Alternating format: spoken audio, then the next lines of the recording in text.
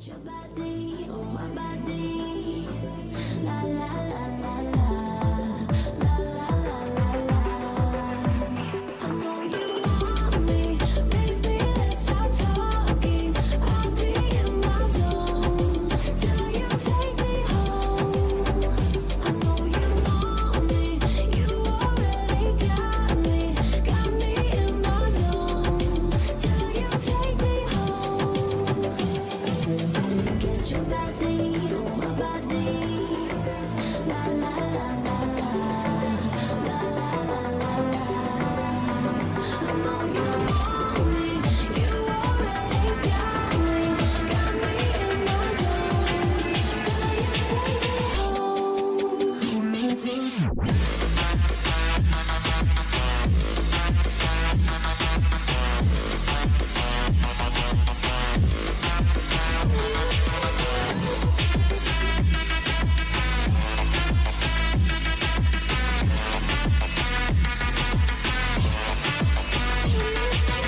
Get your body on my body.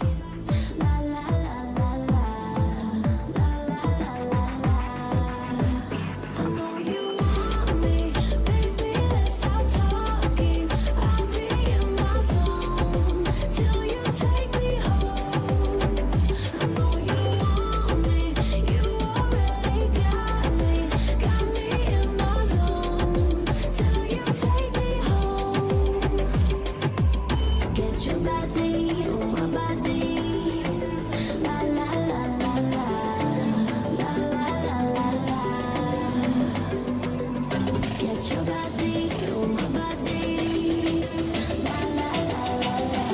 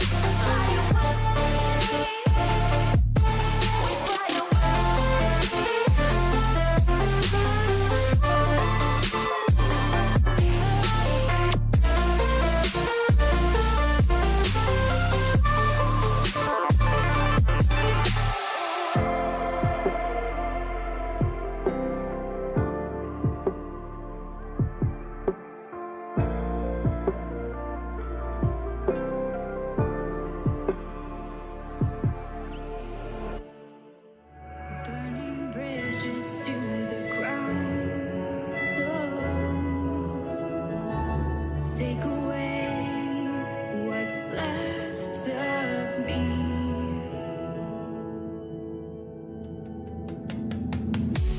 Blinded by the ones I lost, connecting lines of which we crossed,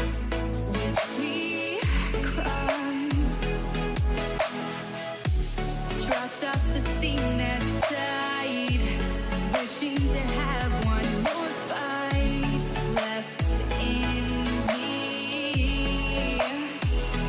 The life I see, what's left in me, burning bridges to the ground. Take away what's left of me.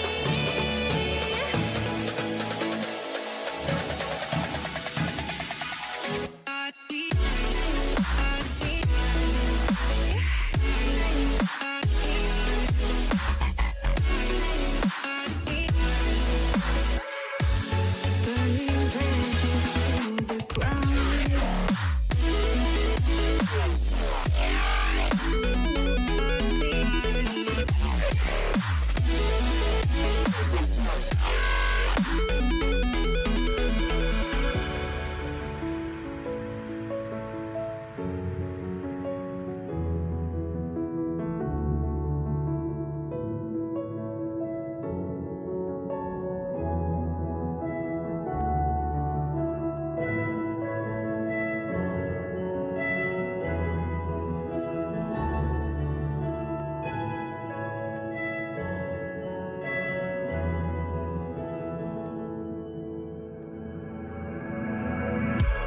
Blinded by the light ahead, thought about just what you said.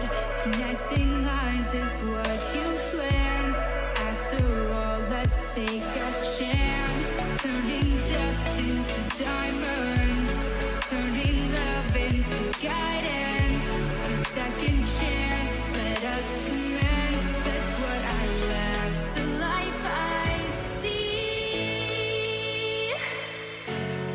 what's left in me.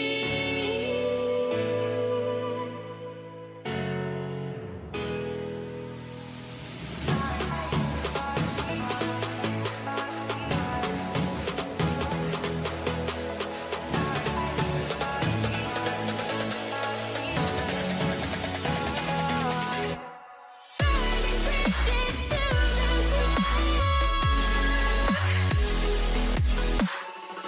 Take away what's left of me.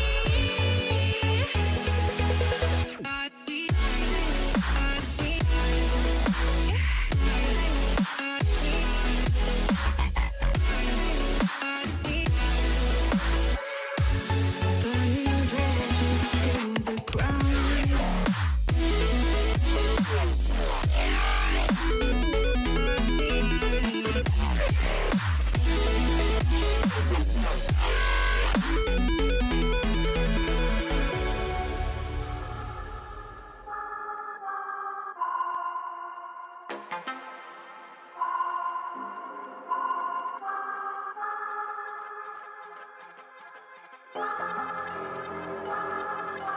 I'm not gonna lie to you kids, it's a f***ing jungle out there.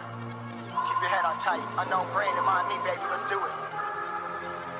Y'all see me flying, never drop down, smoking high, I am not round, I'm not round, no denying what I got now, keep an eye out, keep it locked down, see me flying, never drop down, smoking high, I am not round, I'm not round, no denying what I got now, keep an eye out, keep it locked down, get too strong when I battle with the beast, bring a few on, the commander and the chief for my crew on, bullets rattling and whistle at your toque, never sleep, eyes open, hands clutching on my loop, this a war zone. It's a war zone. Yo, this a motherfucking war zone.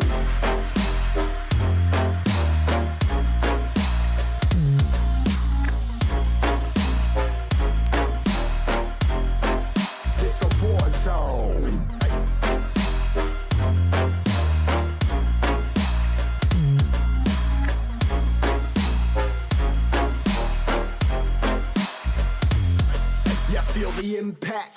Yeah, break it open, leaving nothing f***ing intact.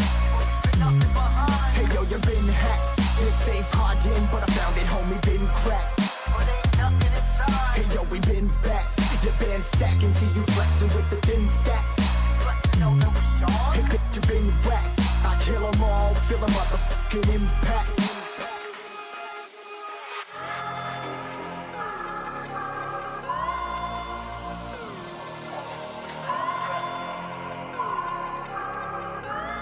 Yo, this a war zone, homie. Say you ready and prepared. Take a minute and make them aware. Well, I be sneaking in the back, but it's what the clap. Homie, life ain't fair. Caught me crawling through the mud with a vision, saw it clearly. Born a shepherd to these sheep, make them fear me. This a war zone, trashed out, trap house, nothing ever given. Yeah, every day's a blessing. Thank the Lord, oh how I'm living. See me riding with my top down. Oh, cops round, pedal pressing on the gas. I don't think I'll ever stop.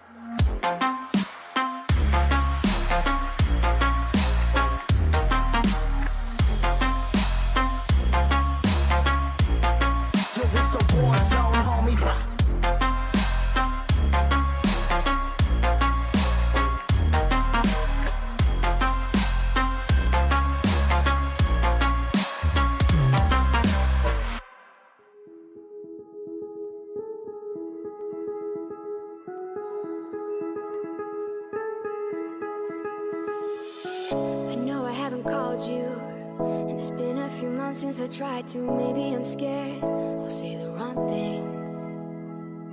My apartment's been shaking from the weight of a heart that's breaking. Pretend I don't care, but it's killing me. I'd be happy for you if you say. Good evening, everyone. Welcome to yet another night back-to-back streams of CCG Gaming presents some League of Legends gameplay. As it was last night, it is again tonight. Casting. I am Gav Dougie Fresh. With me is Mr. Iwagakure, and we are jumping straight into Champ Select. And it looks like we've got... Oh, go ahead. I'm excited to see my boy Hades here, finally coming back onto this Rose Quartz team for a 1 week appearance. Let me tell you, he's got a premier champion pool. Yeah, I think you're only saying that because your support champion pool does overlap a little bit with his mid lane champion pool. Yeah, maybe. But we do see the Olaf Pantheon ban coming through from Rose Quartz, two early game power picks, and then the Michigan State University C team. So we'll just shorten that up to just Michigan State. Does ban Lucian and Bard. Lucian, that great flex pick. Bard is a roaming nightmare for mid laners and the support. And then we see a Lilia ban coming through for Rose Quartz's final ban, and then a Shen to match. And those are pretty standard bans aside from maybe the Bard.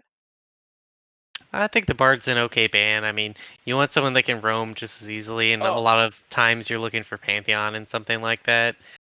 So taking away the ability for premier roams from both sides makes a lot of sense to me. Yeah, I wasn't saying it was a bad ban. It's just not you could generically guess bans, and you could probably guess Shen, Lucian, Lilia, Pantheon, and you'd probably be right more times than you're not, as we do see the quintuple flex set coming through as the first pick for Rose Quartz. Good pick. Yeah. Don't give anything away. I was going to say, anytime you can pick a champion and it can be played in basically 5 roles, it's strong champion. I will say it is big to note that Samira did not get banned, so maybe we'll see that as an answer to the Caitlyn, which is locked in for Michigan State squad. This Spartan squad, if you will. It's gonna depend on how much Jerry's actually practiced that champion, honestly. That's fair. I mean, I just don't ever want to see it. As we see Caitlyn Fiddlesticks somewhat of a flex pick, I guess. Possible support, possible top lane. No. Just no. Tanglesticks is out of the middle. Fiddlesticks does not support anymore. Tanglesticks is dead, and that does hurt my feelings because I was a fan of playing that top, if we're being completely honest. That was a very fun matchup. And that was not just a top lane pick. You'd also play Tangle Sticks mid, Tangle Sticks top, and that's how you could post rework still play Fiddlesticks in the support role. In his current position, I just don't think it's viable. Yeah, as we see Jerry's Ash coming through, very very proficient on the champion, but I'm sure he's not going to have fun playing it because rather rather a boring champion for I would him. have liked to have seen him take after Exity. I've seen some amazing things that Jerry can pull off on the Ziggs as well. Very true, very true. Maybe not fitting this comp they're going for, but always excited to see the teams running it back.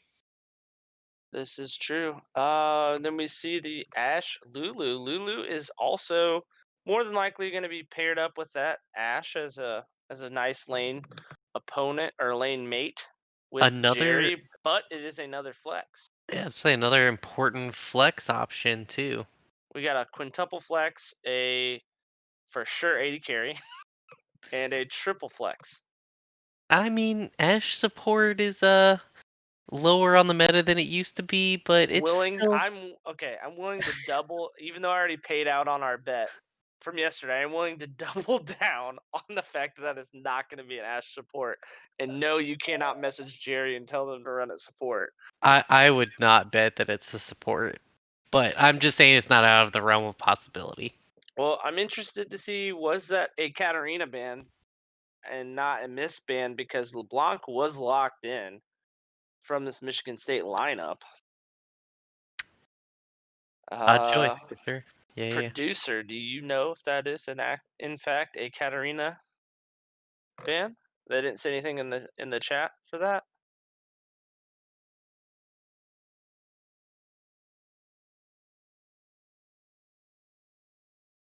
Okay, so that LeBlanc is a Nautilus pick. So the LeBlanc is a Nautilus. Okay, that then the Katarina then the Katarina ban does make sense, as their mid laner for this Michigan State squad is named Best Katarina CN and has a 58% win rate on the champion. Then that ban makes complete sense.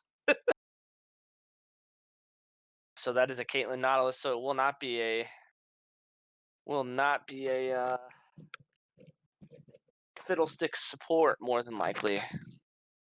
We see the Kiana pick coming through as the first pick of the second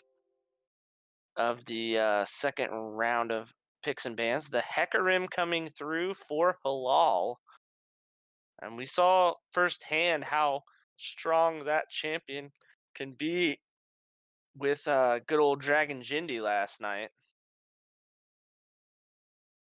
And then the Oriana to follow. Ball delivery with a Lulu.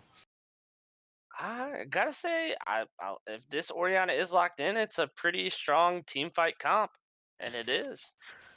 Yeah, but at the same time, while you have these very strong engages, you have very strong counter engages so far coming off this red side, not able to peel off with his ult. You have Kiana with the large mass done, Fiddlesticks able to come in and wreak havoc.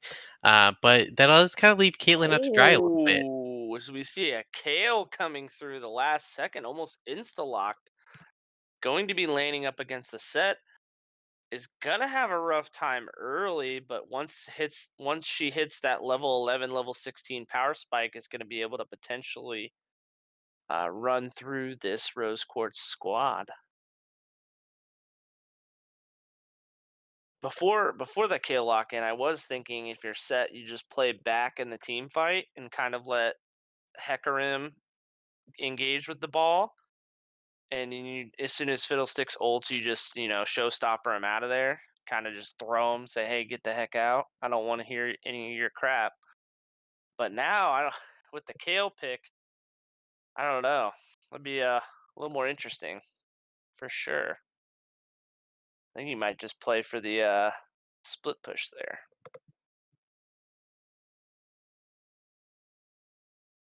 Yeah, that would make sense. Set has a lot of that pressure up in the side lanes, pushing power. Hecarim able to traverse the map very quickly, and but at the same time, you do have Kale, who, in my opinion, is a very good answer. Maybe getting bullied a little bit early, but at the same time, Eventually the promised 16 will come. Yeah, and I mean it's a little different, because you compare it to that of like a Cassidon or like some of these other champions where it's like once you hit this level, you quote unquote win the game. The only problem with Kale. Before level 6, really, you're just a glorified melee minion because you have no ranged auto attacks. Your auto attacks don't do a whole lot of damage, and I'll be interested to see if how these jungle paths come from Fire Doom and Halal, and see if maybe Halal can set up some vertical jungling to possibly keep this Kale as far down as possible and delay that 16 power spike. Very good point. Yep. And then we got some good names here on both squads. You got the Sunlight with Kale basking in the sunlight in her base skin splash art. Got the best Katarina China was banned away, so we won't find out probably if I had to guess this series. Hmm. You got any spicy skin predictions? That's what I'm contemplating. I'm working on it. Um Nothing. There's nothing really like spicy ones. Like the spiciest one I can think of is kale, just because you don't see that too much, so it's kind of hard to guess what their typical skin's gonna be. As we Fair jump enough. into the spectator delay, the 3-minute spectator delay, we start everyone's favorite game, at least with Iowa and myself. The other casters probably come up with their own little gimmicks and fun stuff, but we are gonna play guess that skin. Iowa and I tied last night. So tonight is for all the marbles. Indeed, it is. Would you like to go first, sir? Uh, do I want to go first? What an interesting question. Not really. All right, I'm giving you the option to decline, so I will go first then. Set. I think we're finally going to see the new skin. I think we're finally going to see the dragon set. We didn't see it last night. Hecarim, we're gonna see. It's October. We're gonna see the spooky Hecarim. We're gonna pull it out finally. The Hecarim, headless Hecarim. Halloween's right around the corner. Oriana, I think we're gonna see the pool party. It's been a big smash hit ever since it was dropped onto the Rift. Ash, we're gonna see High Noon Ash. And then Lulu, I have to say, I think it's gonna be Pajama Guardian, although I want to see Pool Party. And then for the Michigan State squad, I think you're gonna see the Riot Kale, just because of the wee woos.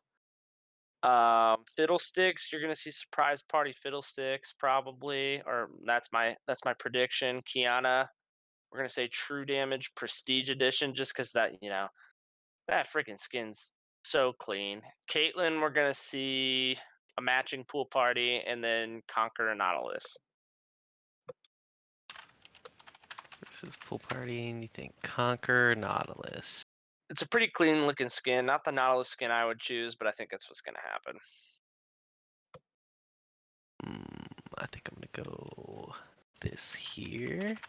Okay, so I went ahead and went for some nice spicy disagreements here. Okay, I okay. don't want another tie. Yeah, tying's like the worst. I was gonna So say something we're, else, we're gonna but see some Skinergy. We're gonna have the Cosmic Queen Ash and the Cosmic Enchantress Lulu. ooh, I'm okay, gonna go with okay, Arcade Hecarim.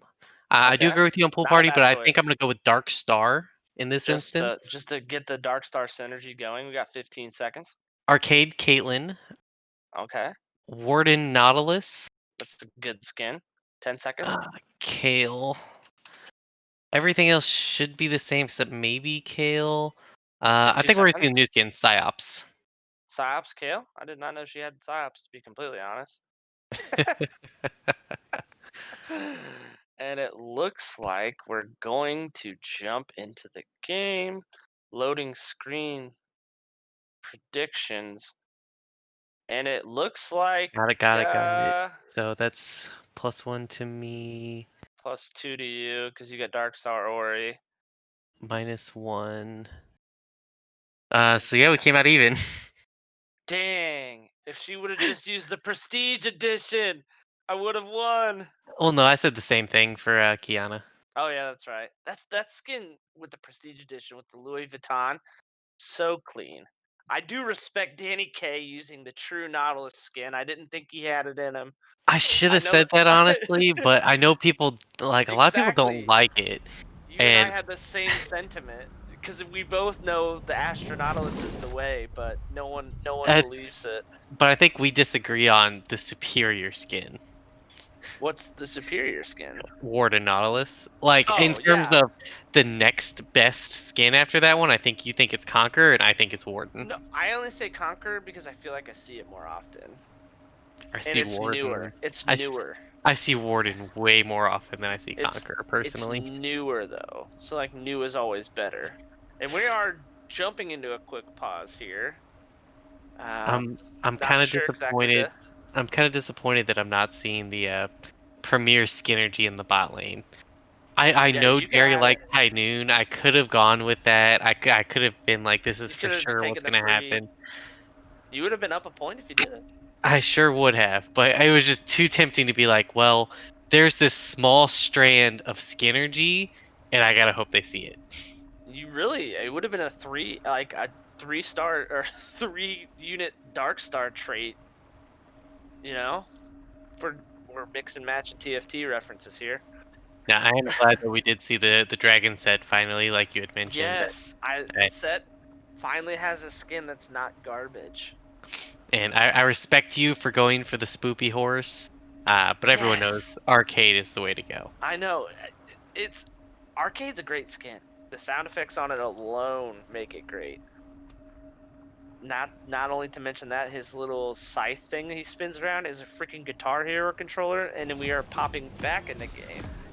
It's very reminiscent for me. I don't know how old some people that watch this are, but I remember back in school when the game Robot Unicorn Attack got very popular. Oh my gosh, yes. It The Adult reminds me Swim game. so much of that. Yeah. That game was so fun.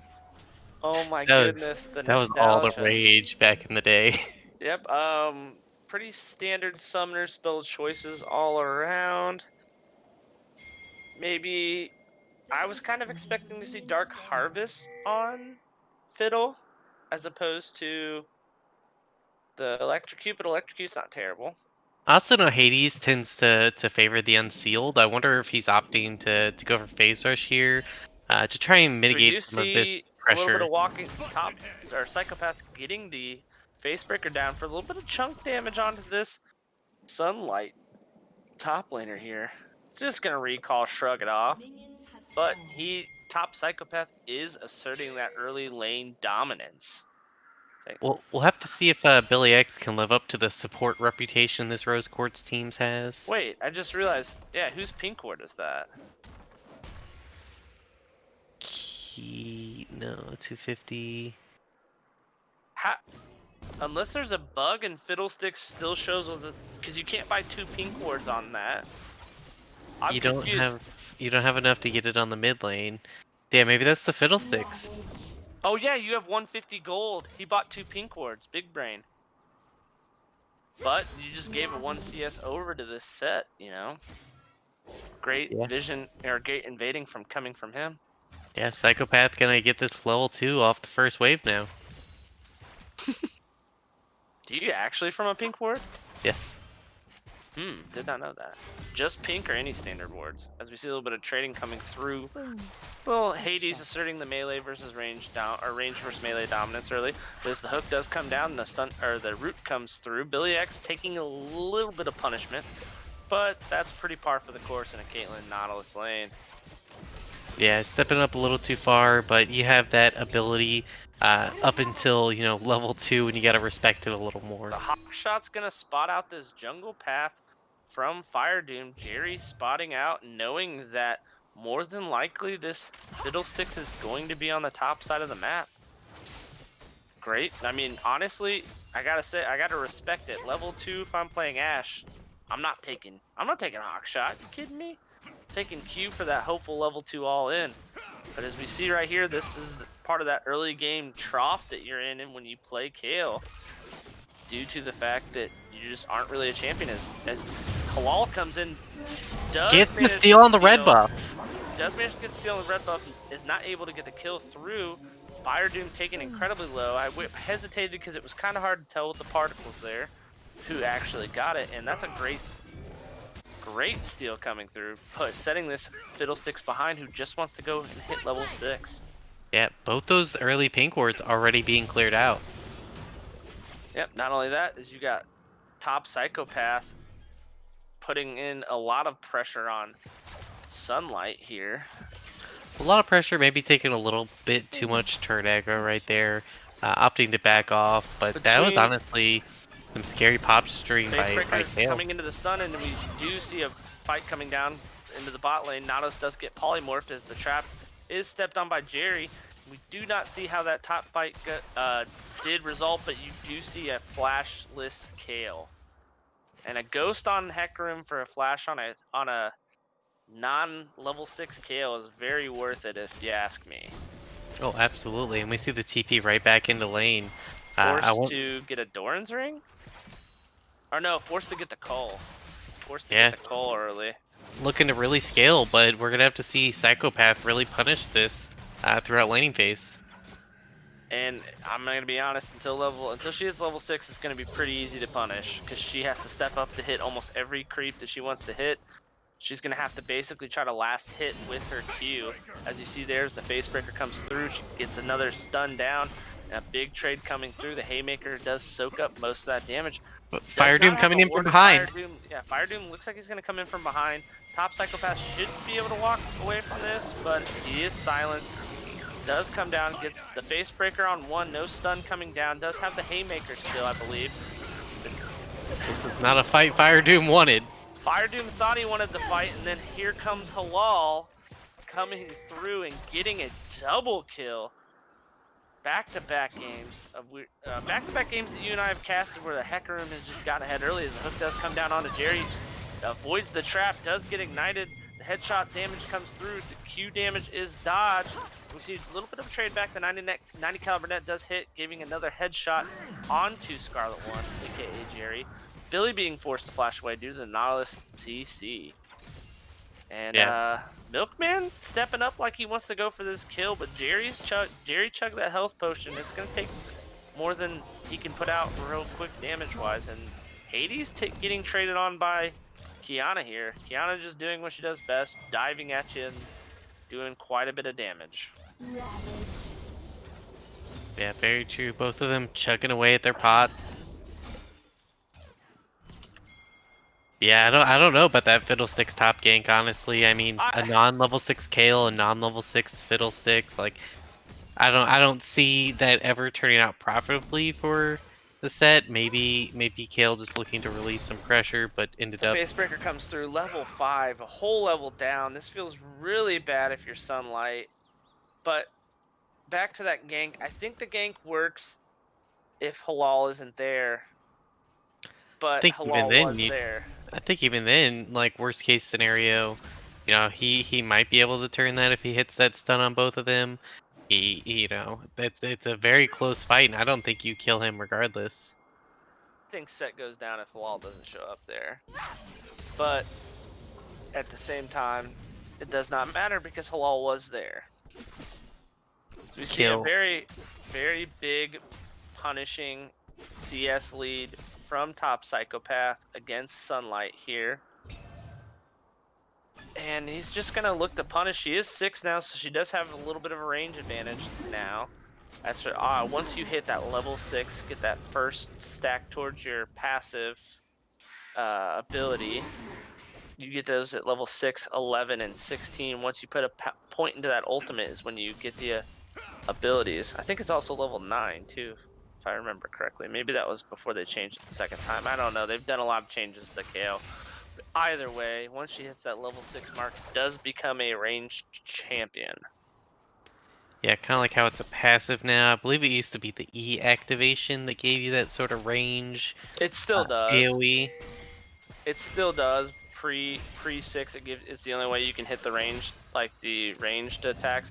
As Fire Doom looks to invade here, there is a ward in the middle brush, so you'd have to do some real sneaky deaky alcove gaming. But if he can stay there, he does hit that level 6. You can have a nice lane gank as the face breaker into the showstopper, forcing the Kale ultimate out. Still have a shockwave being used by it, getting another kill fed into the searing or devastating charge by Halal. Halal just, is enforcing his will on this Michigan State Spartan squad. Yeah, a lot of pressure towards that top side, but we still see Fire Doom sitting here, Channels and that there's ultimate, the gets the Crow Storm off. Silence. Scarlet is silenced down, is taken out. Does not burn a summoner spell, so that's pretty big. There's the ace in the hole comes out to chunk Billy out further. Not going to be able to really get the kill, but pushing pressure off the lane, allowing them to transition into this Ocean Drake. And I think we're just going to see kind of what I talked about in the early game. We're just going to see a little bit of vertical jungling, and this Kale is just going to be put into the ground repeatedly, and there's not a whole lot that she can do about it. The Onslaught of Shadows comes through, fleeing her right into Set's hands, flashes away, but not for long. Set runs up, hits her with the face breaker into the haymaker to get his first kill of the game. So we see a little bit of trade going on in the mid. Sorry. right into the hands, and she don't want none of those hands. Oh, no. She's down almost 30 CS, and he does have that BAM Scepter now, working towards the Blade of the Rune King. Has gotten almost every single plate here, and I think he's going to get a tower pre-10 minutes. Oh, man. This Kale is just going to be so far behind here. He's proxying the waves like he's a singed. And this vertical jungling is just going to continue until somebody decides to, until one team decides to invade the other side. And I don't know if you're Michigan State, if you can afford to do that. First tower does go over to top Psychopath. If Misty, if you could hit X for a second, I want to see this gold lead in the top lane.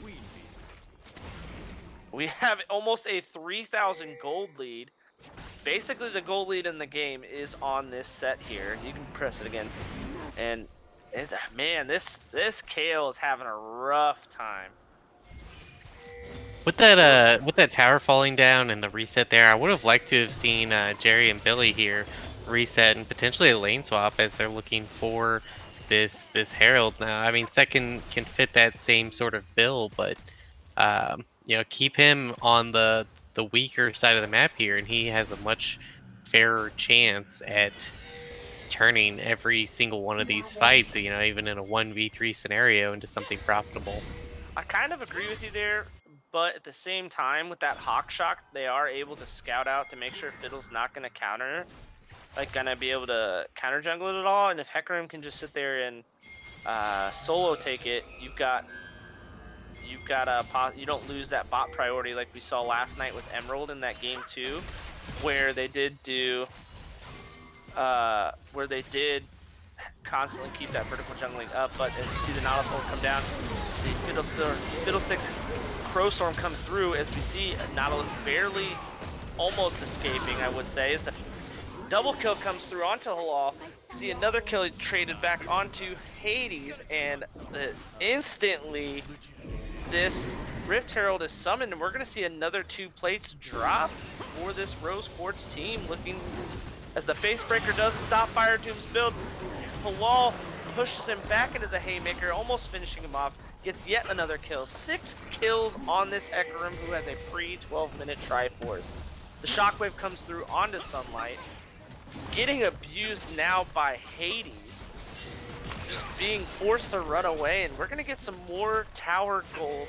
That's 10 whole plates that have gone over to the side of Rose Quartz. Yeah, and this is how you rotate an advantage over to another side of the map. We saw Jerry have to kind of trade his life there, unfortunately. We do see him picking up the stopwatch here, looking to mitigate some of those dives in the future, but just able to just completely turn that fight around. Actually, I believe he took a free stopwatch. Now available. Yes. It is at 12.5-minute mark. No, but yeah, that right there is how you snowball your one lane's lead into another lane. You've got a very fed top jungle with a Blade of the Rune King and a Triforce on your your lane and jungle pre 12 minutes. That's pretty OP. Jerry looks like he's gonna get abused again. Does get that stopwatch out, which dodges most of the CC. Here comes does Halal. flash off of there. Halal comes down, knocks DNK back into turret range. Gonna try to gift it over. Does gift over the kill to Scarlet 1, and we're not gonna see the onslaught of shadows as Milken and Best Katarina were able to disengage. But just a great setup and honestly great tower dive prevention from Jerry, as we saw that stopwatch become a key item there. Yeah, I maybe would have liked to have seen the Enchanted Crystal Arrow procced before it, but I would have to really watch to see the timing there of, I didn't look like, I don't think he really avoided anything, like the Nautilus ult. You could have taken a second to ult and then still dodge that off. I don't think anything really big was coming out from anyone else as of yet. Yeah, I mean, I think he was most scared to. I think he stopwatched right away because you're not trying to get hit by that Nautilus hook, and you're not trying to get hit with that supreme display of talent on the side of Katarina, throwing you into that wall, getting the stun lockdown. That was a great flash out of the Zhonya's to dodge that trap. But he had to have been spamming that F key to make that happen. Yeah, I think he could have safely taken the trap, honestly, but at the same time, that's going to let him secure up a kill here, and like we've been saying, just further push his advantage. Yep, and it looks like we're going to get just after 14 minutes when the tower unstoppable onslaught does come through. The Lulu ult comes down. Milkan is not long for this world. The showstopper, the Kale ult does stop the damage. The Haymaker does prove the true damage onto this Milken, does trade his life and give a bit of a shutdown over to who did get that kill. Was that the Kale that got that kill? The Kale indeed did get that kill. Luckily, that's not too big of a shutdown. Halal's the one you got to really watch out for. But giving any sort of a gold injection is the route back into this game for this Kale at this point. Yeah, that's the last person you wanted to give that kill over to. She does almost have this, I'm assuming she's going for Hextech Gunblade because that's pretty standard build for her. The biggest part about her not having this top tower being down, she's able to just catch waves for free now, because it looks like we're not going to have a freeze from the Rose Quartz team, and you're just going to see her just ping pong the waves back and forth and just catch CS, actually having a little bit more than top Psychopath does now. And Jerry, despite his, and this is the nice thing about this Ashe pick, is yeah, he's down some CS, but Caitlyn's an early game monster. As we see top Psychopath running at him, does hit the face break, getting the stun down, does drop the enhanced auto attacks, and just gets the solo kill. What a good guy, Halal, letting his laner just stomp his opponent. I'm here in case you need me, but it does not appear that you do. Yeah, I think Psychopath's been enough of a support this game. He deserved a kill or two finally. Yeah, and this right here is, I've got to question this last pick, KO. I understand the level 16 power spike myth, not necessarily myth, it is a power spike, but KO finally does get that Hextech Gunblade. I think she actually had to sell her Ruby Crystal in order to get it, because she had a Ruby Crystal and an Amp Tome, so she had to sell that Ruby Crystal she had built up in order to get it, but does get a little bit of a power spike here. Yeah, and we see the Cole finishing here actually very soon on this Kale as well for another bit of a little gold injection. Just looking to scale as much as possible into this game. Yep, and it looks like we are going to get the second Rift Herald going down to the Bash Bros in the top and jungle. Pink Ward, if you're Michigan State, you're probably thinking it's probably going down, but now it's confirmed. Set does indeed take it though, so top Psychopath is gonna continue to just try to keep just running his face and fists at these turrets in the top lane, if I had to guess. Yeah, very dominant set pick coming out so far, but we'll have to see that effort continued here, hopefully. Yeah, I mean, he's already got 2 completed items to the 1 of Kale, and those are 2 pretty good items to have. The Ninja Tabby coming in, I do like that pickup because Kale does do primarily magic damage, but it is auto attack based, so it is dampened by the Ninja Tabby, and then you've also got the Kiana and Caitlyn. Yeah, a lot of heavy damage coming out. As the Crow Storm goes just a little bit outside, Hades able to just use his W on the Oriana just to get away. Command Dissonance. We see a little bit of vision scouting here from this Kiana. And it looks like we've just kind of doing a little bit of trading here. As the board active comes down into the face breaker, into the show stopper, into the Kale ultimate. Does flash to get that true damage on the Haymaker to kill Sunlight. Did not see the flash coming out of the Kale. Big solo kill onto this set because he still has... Oh, he still has the Rift Hero. Does not elect to use it as Kiana runs top lane to try to stop him, but all that's going to allow is this Mountain Drake to go over, at least the setup to go over to this Rose Quartz squad. Yeah, and we haven't talked much about dragons so far this game, but we are tied up 1 for 1. We got the Mountain Soul coming in for later on in the game, but looking at a lot of both of these sides, honestly, like I don't know how much that's gonna matter in the long scheme of things. Like it's a very close fight, yes. Small amounts of resistances and shields will be good, but both teams can just completely shred through any sort of resistances or I think the big or shielding. Yeah, I think it's just going to be big on this Hecarim. Ooh, is a big chunk damage. It's double headshot coming through onto Jerry from Millican. I don't know how we're choosing to pronounce that today. We'll figure it out. But on this set and this Hecarim, I'm assuming this set is going to go for a 3rd item Death Dance. And you see Hecarim's going for the 2nd item Death Dance. Hasn't even upgraded that Smite, by the way. But you're going to see just boosting the resistances on that is going to be enough. As you see the devastating charge come through an Onslaught of Shadows, Sunlight is dead again. Halal Godlike coming through with this 704, 11 kills out of 13 kill participation, and I think the only 2 he wasn't a part of were solo kills from Top Psychopath.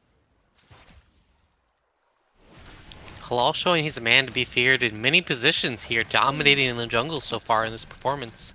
Yeah, really role playing as far as the fear is concerned, playing Hecarim. As the Guardian and Lulu shields do block all of that headshot damage coming in from Millican.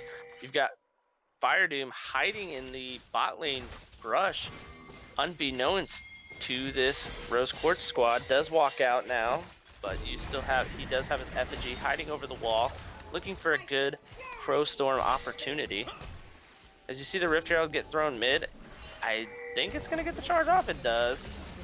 Thought maybe they might be able to CC it, but it does get the charge off, giving the 3rd and final outer tower over to this Rose Quartz lineup. Yeah, unfortunately, once it starts that wind up, there's very little you can do to stop it, outside of, being someone like Bard. Yeah, very true. And even then, you still gotta have great timing. I don't know how many, even in professional recently, I've seen Bards just miss the timing on it, and it's quite hilarious. But it's worth the attempt. Oh yeah, it's definitely worth the attempt.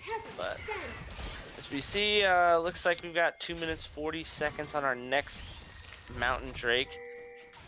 Jerry doing what he does best, and that is take the enemy or his allied jungle camps once he hits a certain level. It's no longer Halal's jungle, it is now Jerry's. And yeah, Halal can farm thinks he's going in for just the solo kill here. Fire Doom thinks he's flanking. But Top Psychopath does get yet another kill onto this Sunlight with Lulu Billy there, able to polymorph the Fiddlesticks, allowing yet another kill, giving the double over to Top Psychopath, which is going to lead right into this Baron here. And this is going to be an uncontested Baron 22 minutes into this game, and we've got almost a We've got almost a 7,000 gold lead. Probably after this Baron, it will be a 7,000 gold lead here. The pink ward does go down, so they do have vision of it. Going to be instantly cleared out by the set with his auto resets here. Katarina getting Shockwave, going in for the deal, gets command dissinanced to death after the Shockwave from Hades. I mean, you kind of had to go for it. I don't really blame her, if I'm being completely honest. At Yeah, this I point. think that's a fine play to go for, but we're reaching a point in this game where, yes, you have Kale scaling, yes, you have potential for Fiddlesticks ult, but it may not matter anymore. Yeah. And you have to start asking yourself the question of how is, especially looking at this top laner and the abuse they've been taking, how is our mental sitting, and do we want to just move on to the next game? Yeah, very true. You have a first over, like the very first priority pick versus the last counter pick in the top lane matchup, and this counter pick is not really shown to be so, as top Psychopath is sweeping and going in for yet another kill, gets the Facebreaker stun down, gets the enhanced auto attack damage from the Q, gets a showstopper, and doesn't even have to use his Haymaker, just auto attacks Sunlight Death, or Sunlight down into the ground. Yet another death. 1 in 8 scoreline. Has seen better days, I'm sure. And this is just a Diffie and the Tiffy, if you know what I'm saying. If by that you mean Diffie and the Jiffy, then I agree. I don't know, you've got a 7-1-6 set and a 1 in 8 kill. Yeah, but the 6 came before the 7. That's all I'll say. Yeah, but why was 6 afraid of 7? Because 7, 8, 9. Yeah, everyone knows that. As we see the Crowstorm get thrown down in the Supreme Display of Talent, thrown onto Hades, get sent down to his namesake's place of work in the underworld as Billy gets Nautilus ulted, gets headshot, uses the ultimate on himself, does get burned down by this ignite. TP coming in from Psychopath. This could be big. Showstopper onto the devastating charge onto the Caitlyn, the Facebreaker, pulling the Caitlyn back in. Katarina trying to get a kill onto the Scarlet one, does not able to do so. The Kale ultimate, the Divine Intervention does prevent Danny going down for now. Kale gets the shutdown onto Halal, is not able to get the kill back onto top Psychopath. And we just see a pure chaotic team fight with this Rose Quartz lineup coming up on top. We see a TP coming in from Hades. I'd imagine he's going to go for this Dragon's Soul point. Notably, that is the first death of the game there for Halal. But it's not going to matter in the taking this objective here as they get ready and hit on that soul point for this dragon now. Just getting that much tankier, and we've seen this team so far have trouble killing Psychopath just because of how far ahead he has propelled himself. And it's just going to get that much harder and harder. Yeah, he does have that Death Dance done now. Does have another giant spell on top of it. It is key that shutdown that 1,000 gold shutdown did go over to this KO, allowed her to get her Death Dance. Going to make her a little bit harder to kill. She should still be very killable if you're this set, just due to the kit and the way he can interact with her. She cannot get away from, if she cannot get away from the Facebreaker, she's just done at this point without any sort of help. Down 3 levels to her lane opponent and down a whole item. It's not going to be a fun time, but she is starting to get there. Only 2 more levels to that coveted level 16 power spike. Resorting to taking jungle camps in order to do so.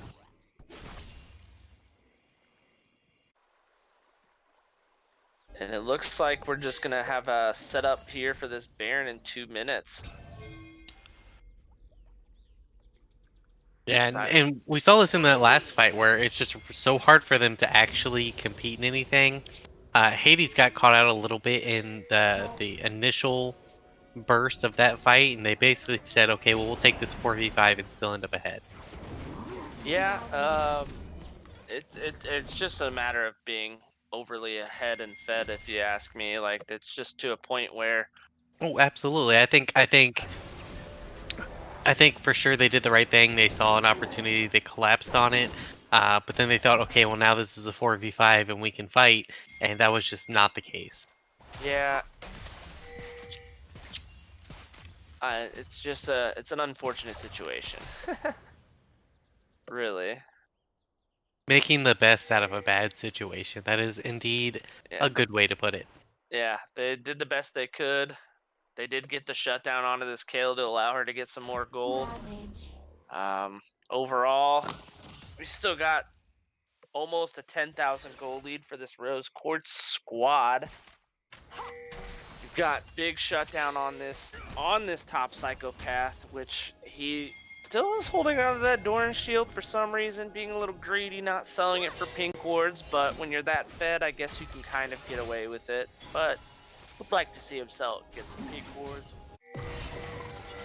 You see the Crow Store does come down, pops that Banshee's Veil. Hades is almost able to run out the Chain of Crusader into the Shockwave, into the devastating charge. Unstoppable onslaught coming through from Halal. 90 caliber net just puts him right into the paws of this Hecarim, allowing the command dissonance from Hades with the ball on Hecarim, able to just get the kill and kill this Caitlyn yet again. And we're gonna get a Baron on respawn, it appears. I gotta say, I think that's bad timing on this Fiddlesticks. Knowing that Baron's up in less than a minute, I just don't like that engage there. Yeah, definitely a questionable choice. But you honestly don't have a lot of good options here right now.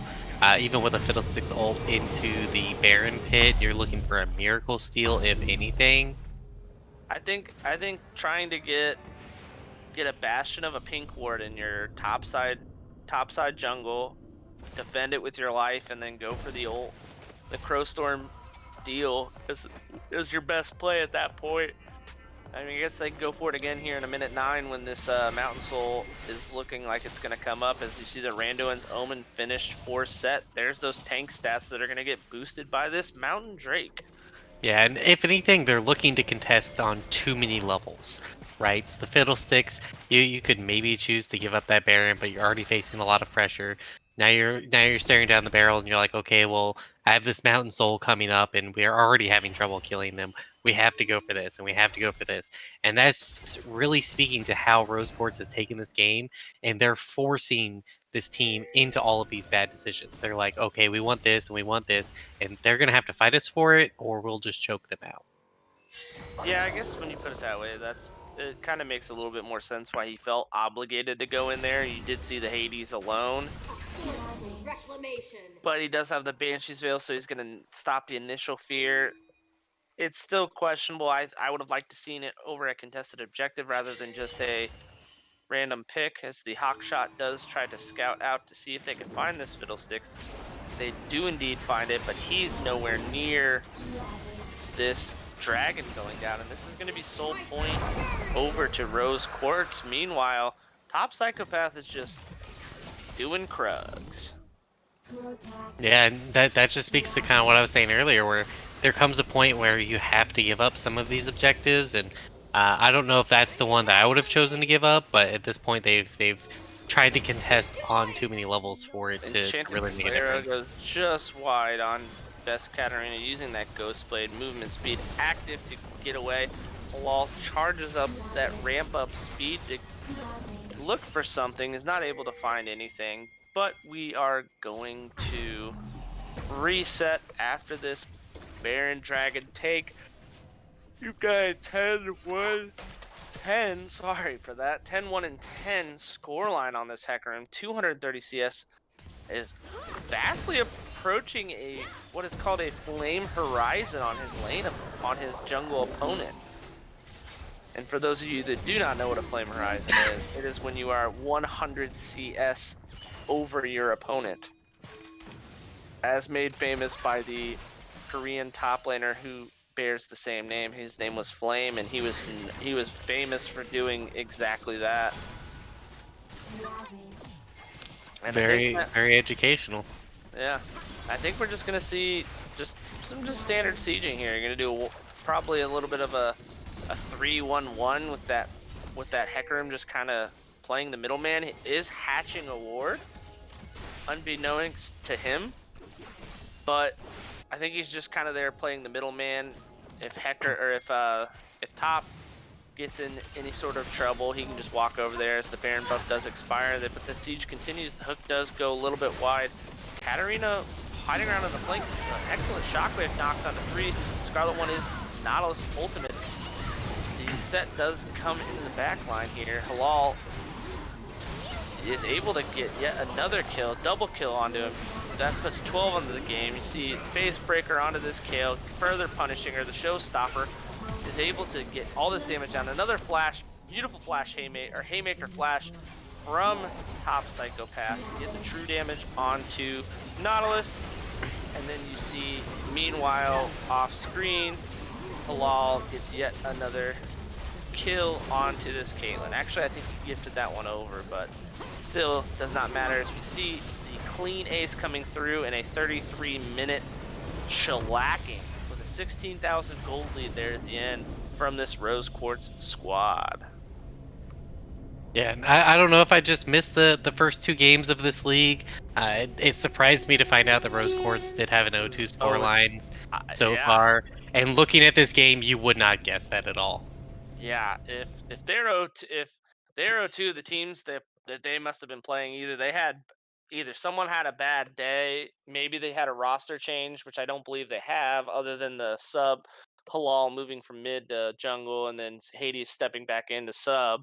Other than that, I don't believe they've had any changes, but it's just textbook cut and dry. That's just how you snowball a lead in League of Legends. Absolutely. Well, I think we'll start setting up for this next game here. We'll take a short break, enjoy some music.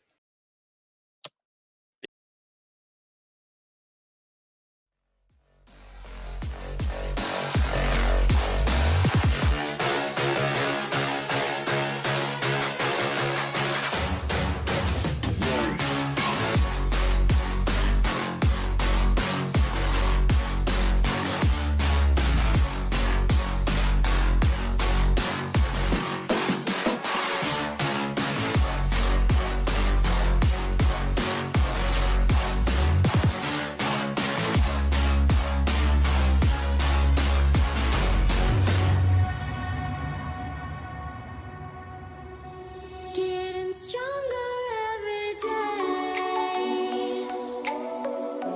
Do the bullets and the flames,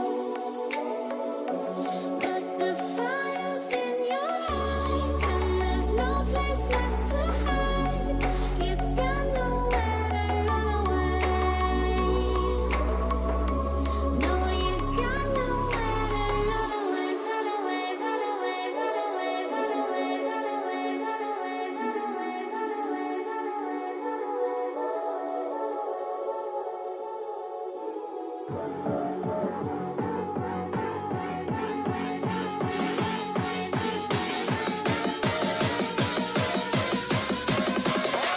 Got nowhere to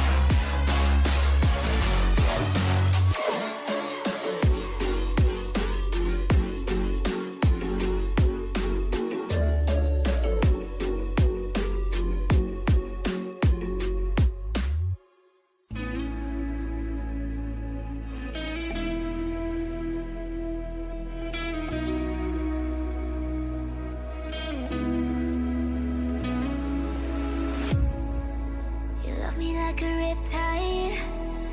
I don't know if I'll survive as the darkness falls. An ocean in your eyes, and I need you to let me go.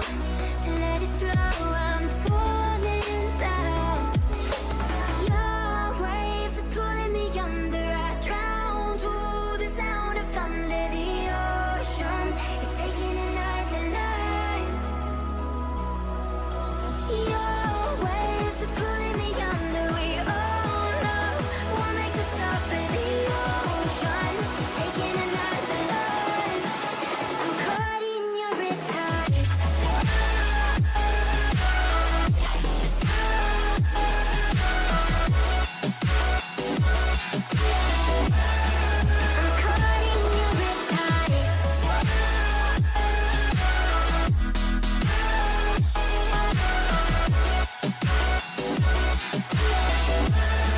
I'm caught in your riptide. The water rushing over. My body grows colder, closer to you. Everything is blue now. Tell me how it's so beautiful. Illuminate all I need is you. Your waves are pulling me under. I drown through the sound of thunder. The ocean is taking another life. Your waves are pulling me under. We all know what makes us suffer. The ocean is taking another life. I'm caught in your riptide.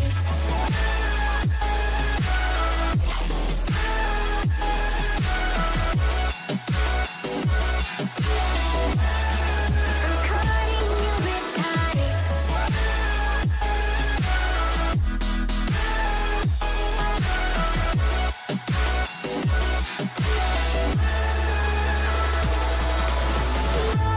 Waves are pulling me under. We all know what makes us suffer. The ocean is taking another life. I'm caught in your riptide.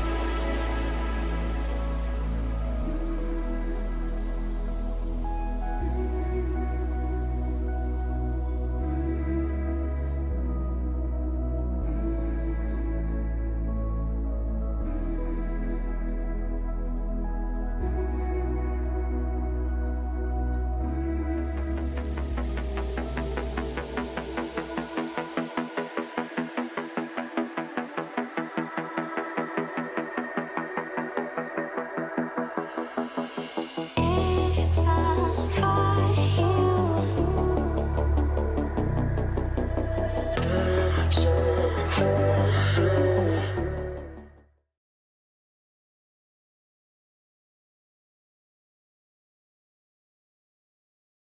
Welcome back. We're jumping into Game 2 Pro Draft here.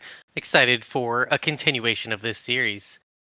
Yeah, I mean, honestly, it's just see if we can if the Rose Quartz squad could duplicate what what they had done in the first game. As you see the first band Shen, Pantheon band comes through.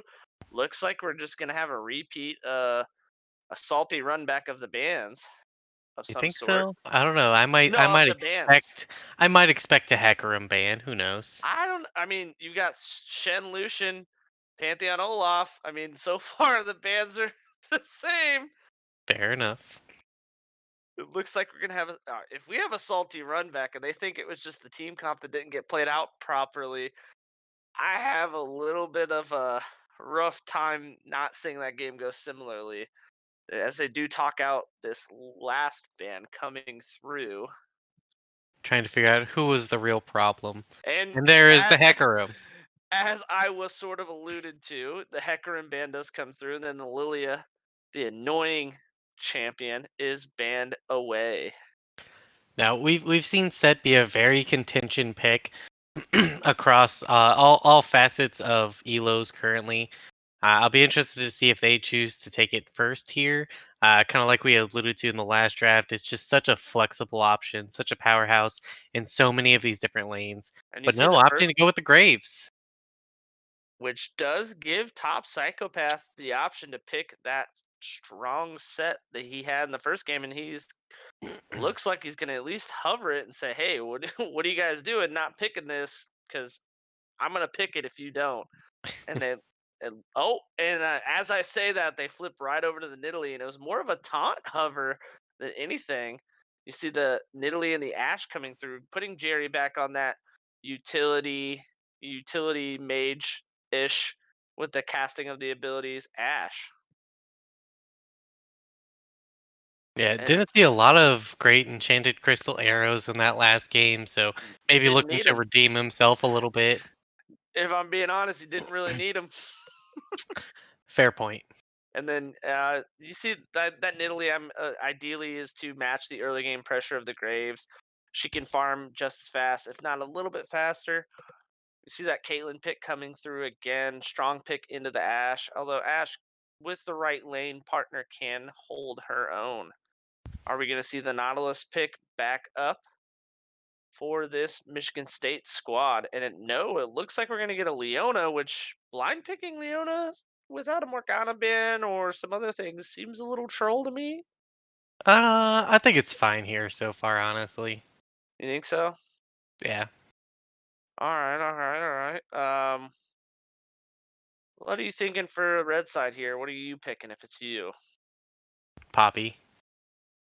And similar but a little bit different. You see the Thresh lock in, which is Thre- consistently a Thre- skill counter. Thresh the more common counter pick to that for sure. Oh yeah. And then you see yet another Katarina ban. And I looking at this mid laner for the Michigan State squad, I'm not really surprised that it's getting banned out in the second phase every time. Has almost a 60% win rate on the champion. And yeah, like you were saying, Thresh, that flag, when used correctly, can stop that Zenith Blade in from Leona. Is a great counter pick. You see the LeBlanc ban. Last time it was pseudo picked, as it was a Nautilus pick coming through. Nautilus or the LeBlanc is banned away from Sergeant Hades. I'm still waiting to see that pocket pick Vel'Koz come out. Bring out the Vel'Koz, bring out the Zoe. Yeah, he hasn't had either. He got put on Oriana duty last game. Looking at this red side draft so far, they have a lot of pick opportunities. Zoe would so far be really strong in this comp if it's not banned out. And we see the Fizz ban. Is that potentially setting up the Zoe pick? I don't know. Is Fizz good into Zoe? Yes, absolutely. So maybe they're setting it up and giving you. Oh, wait? Who's Zoe then? Is the LeBlanc ban a Zoe? Oh, I'm I hearing thought this I thought now. I thought the Zoe thing was patched. Oh, Oh, okay. According to Upsurge, rip. we just got word from production to break the heart of Iowa. You will not be seeing a Zoe as both her and Tom Kench are banned by the Upsurge League due to bugs. You know what? It could still be Vel'Koz. And They're it looks like hovering they're gonna hover Oriana, the but it could still be Vel'Koz. it could still be Vel'Koz with an Oriana top, am I right? Absolutely. You And then never know. they were hovering that last ban as a Kiana, so I'm gonna go ahead and guess that's what it was. And yep, I'm getting there's no U in that. There is no that is indeed a Kiana ban. And then you see an Oriana or the Oriana locked in instant or not instantly. It was hovered for some time. The Oriana locked in for this Rose Quartz lineup. Diana is the next pick as sort of a pseudo counter to this Oriana. Are you gonna see an Aphelios, a Silas, or a Lysandra for that Moonlight synergy? That is the $1,000,000 question. Nope, it's gonna be the Mordekaiser. The Hueda Kaiser. The bonk man himself. And the set goes from very first pick of the last draft to very last pick of this draft. Top psychopath gets the champion he wants. And it looks like, I mean, that's a pretty strong 2v2 with a Nidalee set, but Mordekaiser Graves, not too bad. A little bit of lack of CC. You do have the death grasps coming from Mordekaiser, and then the smoke screen slow. But other than that, not a whole lot of setup. But I mean, obviously you've got the face breaker stun into the Nidalee spear. Her pure burst damage is pretty solid for this lineup. Yeah, and if we see another performance out of this set again, like we saw last game, this game could go very south very quickly. I'll say this: Mordekaiser is going to have a better time in the early game than Kale. He's actually laning against the champion in levels 1 through 5 now instead of laning against the second melee minion. But as we let the teams finish up their draft, now is as good as time of ever to mention our lovely sponsors for the Crystal Cave Gaming lineup. Our first sponsor, The Lazy Lizard Coke Candle Company. and I'll let Iowa go with that one since I'd say that's he's got an affinity for it. Oh, I love me some peach rings, and anything that gives me a peach rings flavor, I'm just absolutely loving it. And on top of that, I can get a generous 15% discount on almost all of their candles with discount code CCG15. You better believe I'm taking advantage of that. Yeah, I've said it once, I said it again.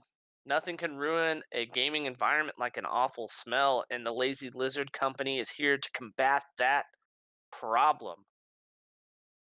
They've got the extended burn wicks with the all natural ingredients. Use that code CCG15 on non discounted candles and cop yourself a little bit of peach ring or any of the other wonderful scents they have to offer and get your gaming aroma area set right.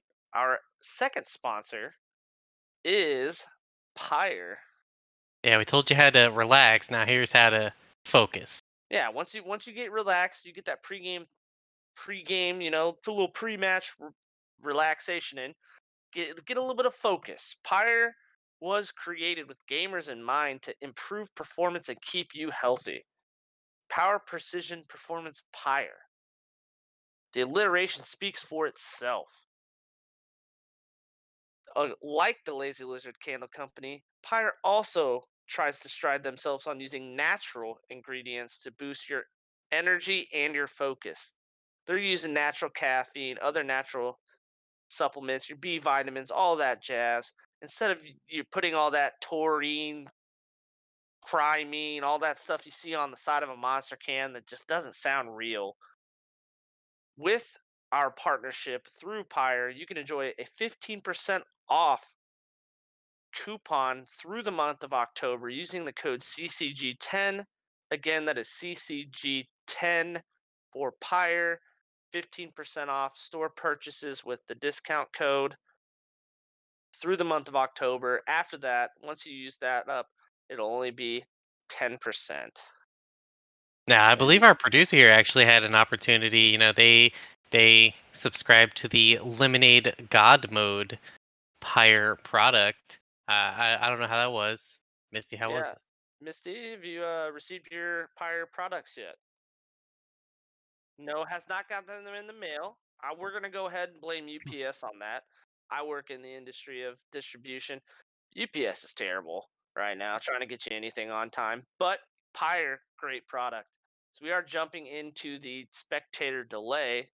Now that we got the business side of things out with talking about sponsors, let's get into the meat of it. Everyone's Absolutely. favorite segment. We're all tied up going into game two. Guess that skin brought to you by Lazy Lizard Candle Company and Pyre. Iowa, since I went first last time, I believe you should I'll go first this time. I'll take it away and I'll go through them rather quickly. So we got Pool Party Graves, Pool Party Caitlyn, Lunar Eclipse Leona, the new Dragon Slayer Diana, Darkstar Mordekaiser. Looking on the other side, we're going to see Dawnbringer Nidalee. We're going to have the High Noon bot lane with Ash Thresh. Once again, we're going to see the run back of Darkstar Oriana, and once again, Dragon Slayer set. I gotta say, I pretty much agree with everything except for the Leona. I think we're gonna see Mecha Kingdom's Leona, and then for the Graves, I think we are going to see the Crime City, and those are my two different picks. You know me, I'm always a big fan of Crime City, but I know Pool Party is a fan favorite, especially Hey, when we saw the Crime City last night. that's true. And we Shut me we right got up. through that. We got through that surprisingly fast. Usually we manage to make that last the full 3 minutes, let alone one. So with this last minute, let's just go ahead and talk about how we think this early game is going to go for both squads. Thresh Ash, gonna be a very reactive bot lane again, I feel like. But you do have potential to bring Nidalee down for pressure. Nidalee can really play towards top or bot. It's a field day, whereas Graves may look to do more of a full clear. but you have the Thresh hooks potentially, and especially post 6, the Enchanted Crystal Arrows to set up for those devastating spears. Um, I kind of talked about how it looked a lot like a good pick comp when we initially had the Nidalee, the Ashe, the Thresh, but bringing some of those team fight elements back in with the Set and the Oriana, definitely going to spice it back up. Mordekaiser may be able to interrupt that, but if you're looking at Diana, Leona, Graves, definitely a lot more team fight oriented than lane dominance. I think we're going to Mm-hmm. see some priority from the Diana early on. Um, Again, barring any Nidalee snafus, because I don't think Graves is going to be able to quite match that pressure unless we see something go very, very wrong. And once again, I think we're going to see Set just completely dominate that matchup in the top lane. Mordekaiser has potential to do very, very well into it. But even in like the Death Realm, you're looking at some major, major damage, and then you can't get away yourself. And it looks like my 2 different picks are going to be the difference here. 2 Ouch. for 2, baby. Take a 2-game lead, or 2-pick lead. I will say it'll be, for as far as the game analysis does come through, I would kind of like to see an invade from this Rose Quartz squad to get some early vision on this Graves, possibly, so you can get that, get this Nidalee going, and possibly either double set up a potential contest for Graves' first scuttle, lead that into a double, possibly really set him behind, or just auto or void path path around him, outspeed him, and then gank the lane where he's opposite side of. Yeah, and you have the potential to see some vertical playing from both sides, as we've seen early ward go down. Looks like Set was able to pick that up. Set yet again with the early CS lead. Happened last game and they won, so I'm just gonna go ahead and say it now. GG Rose Quartz. Game It's over. over. Game over. Might as well just forfeit. We don't need to play it out. Set got the CS lead. Not as much of a loss on the Fire Doom side this time. You know, it's not like he's dropping 2 pink wards for absolutely no value. Yep. It looks like Sunlight does throw the bonk down onto Top Psychopath. Top Psychopath is getting torn to shreds by that passive, but just face breakering him into the back into himself. It looks like he's gonna try to go for the first blood kill. Doesn't get it. Can he not give anything back over to Top Psych or back over to Best Katarina? Does not. We go 1 for 1. Had to burn that flash. Comes out with a longsword. Synchro summon TPs to the top lane towers already down. Yeah, I mean, I guess if he's calling it worth, I'm calling it worth, but that's up to you. Uh, I think it was the best of a bad situation. He did have to burn the flash, and that could have gotten very ugly very quick if Mordekaiser had been able to immediately flash back, trade a kill for nothing. But we do see that deficit now of, like we saw in the early game last game, Kale was punished very deeply for that Hecarim burning that flash early and Set being able to hold on to it, just presenting so much pressure. And we're going to see that go over to the other side right now, where if Top Psychopath overextends too much, he doesn't have that safety valve anymore. Yeah, but between his passive regen and his Haymaker shield, he'll be able to turn away some of this early damage coming through from this Mordekaiser. So if it's just an isolated 1v1, he should be okay, barring him stepping in and taking unnecessary tower shots, as we see death or face breaker pulling him in. The Haymaker does get that true damage down, and Sunlight is forced to flash away in fear of that second right hand or right hook auto attack doing that increased damage, and it looks like a little bit of rinse and repeat from game 1. Absolutely. I mean, yeah, that could have been just some, I don't know if he needed to flash there, but definitely some mental carryover, I think. I In think he that, did. I think he had to flash. If that Q empowered right hook comes through, that's gonna. If you let a Set aura you, you're gonna die. Aura, aura, aura. And then we got some classic bot lane action. Yeah, classic bot lane action. Very, very intuitive gameplay. Usually you're saying that about the top lane where it's boring and then you're seeing action in the bot lane. This last couple games has been the complete opposite, and I don't know if you caught this, but I definitely did. After that kill came down, you did see Halal come up, and they stood on the other side of that tower and proxied a wave, taking even more XP and minion gold away from this Sunlight Mordekaiser as the death sentence does come in. And just for a little volley poke, you know, Billy's showing him, hey, I know how to hit this ability. I know how to hit this ability, so stay away from me. Facebreaker comes through, gets yet another stun onto Sunlight. Sunlight is just having a rough go at it in the top lane. We've all been there, man. We've all been there. Hopefully you can turn it around. Buttered Chicken throwing the hype in the chat. Although, Butter, I know you're a Mordekaiser player, so this must hurt as you see the dash come in by this Diana. Is not able to get a lot of damage on Hades, but able to force him to use the rest of his mana pool, possibly causing a recall. We see Nidalee deep in the top side. Could be looking for something here on Sunlight afterwards, as we see once again with the Facebreaker running in. Yeah, it looks like we had a little bit of just, you know, like we have seen in the last 2 games, the Death Grasp does come in, not Death Grasp, come in, and you see waiting for the opportune time to get the Facebreaker into the Haymaker. The Nidalee Spear does come through.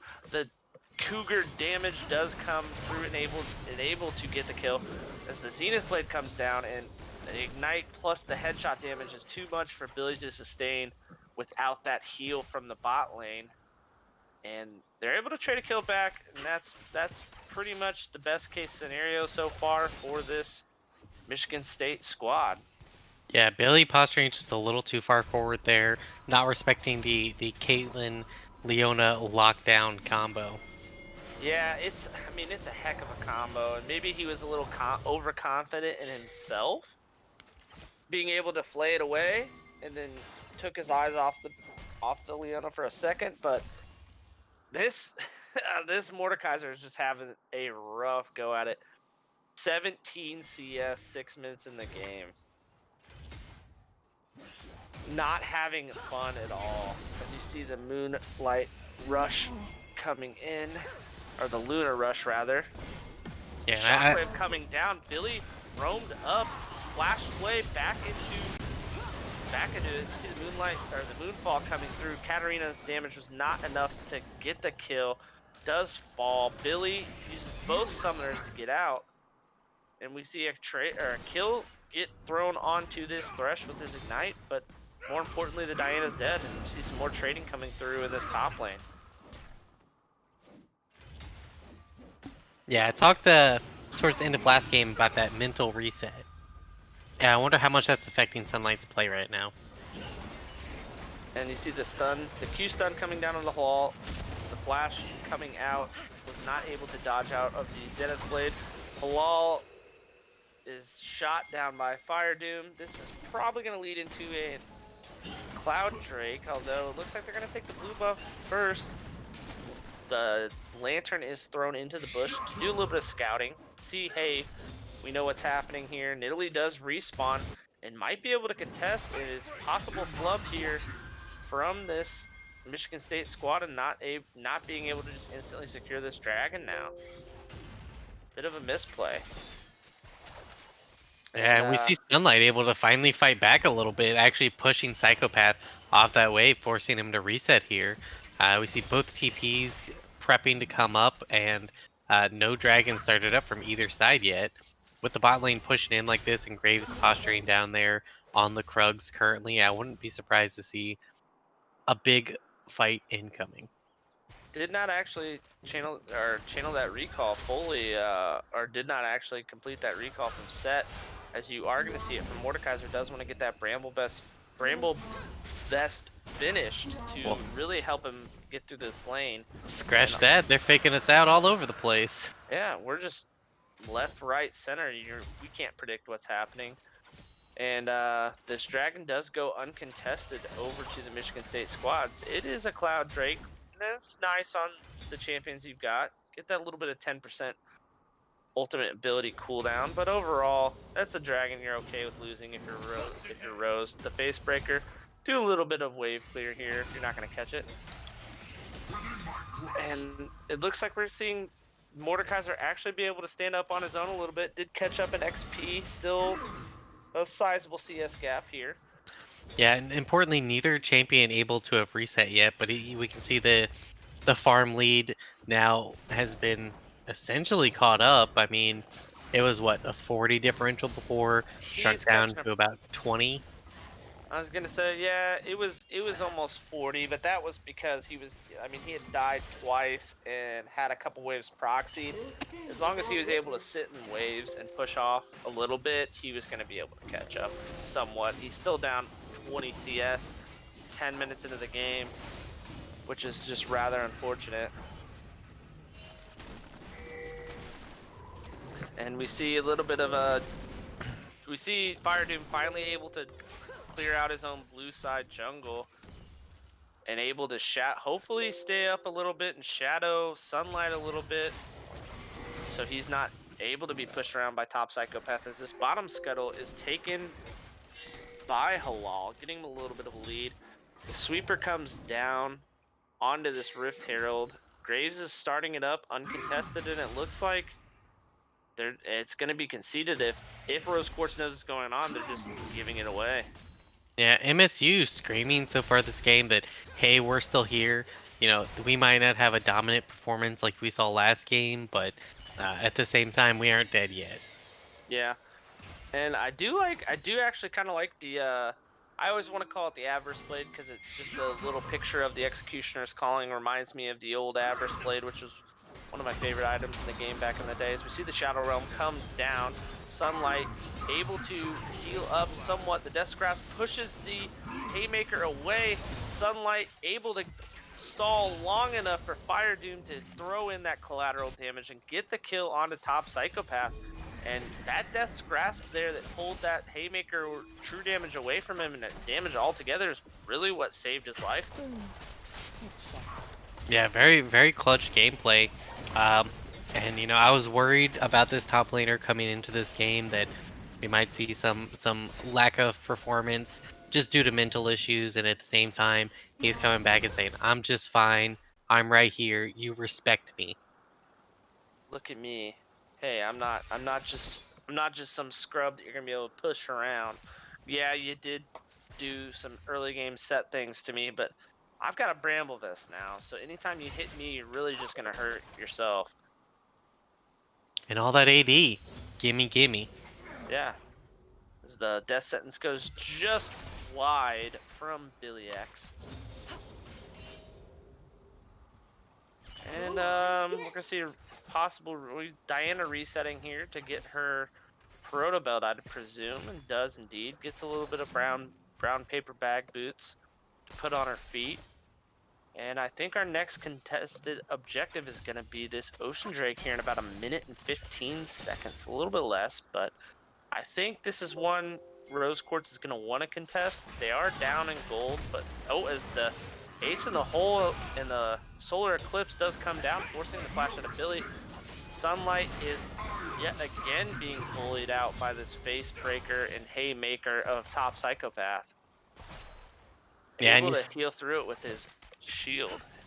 I was about to say, you say that, and yet at the same time, even with Halal up there, not really able to even poke him out of this lane. Yeah, that W indestructible shield, being able to absorb that damage based on the damage you've dealt, then you can heal up afterwards, is really, really good. So we see both people applying heal reduction on each other. As you see, the Death Realm is taken down. This Haymaker shield is just barely not enough, and Mordekaiser showing why this pick, he was not afraid to take this into the set this game. Mordekaiser did have to use his flash, however, so that will be down for the next time they scuffle. Now you say that, but at the same time, with us talking about these dragon contentions, you'll notice the TP differential here, where Sunlight was actually able to hold on to it, pushing into this tower, able to properly come down for this dragon if need be. Yeah, this is very true, but not saying he's useless by any means, because he is not behind like he was in the first game. But a Mordekaiser as a champion, primarily you want to be used to use that use that Shadow Realm to take the smite out of the fight and not able to contest the objective. Granted, he can stand there and soak damage with that Bramble Vest and then use that passive of Darkness Rises with that aura, doing the damage after he hits the abilities and the auto attacks. Is able to put that damage down a little bit, but at the same time, his true effectiveness is when he can use that Shadow Realm to take a smite away from the objective. And it looks like Rose Quartz is just going to have to concede second dragon over. And they do indeed, and that is a Ocean Drake going over to this Michigan State squad. Once again, we see Mountain Soul coming out. Not as potentially influential in this game, I think, as the last one. I kind of disagree. I think if Michigan State can get this, if they can get this Mountain Soul, that's gonna really neutralize what this Nidalee can do with this, with the just the base shield on it, plus these increased resistances. You're gonna see this Leona beefier in what appears to be a mostly tank Mordekaiser. It's going to make him beefier, as this time he does in fact get the first tower, kind of giving Top Psychopath a little bit of payback. Graves invading to make sure he can't hang around. It's going to prevent him from doing Krugs, because this set was just trying to do the top lane special where you get pushed out of lane. Hey, Halal, I'm just gonna take Krugs, man. I can't really do anything else. And then Graves just walks up and takes it from you. That's pretty feels bad.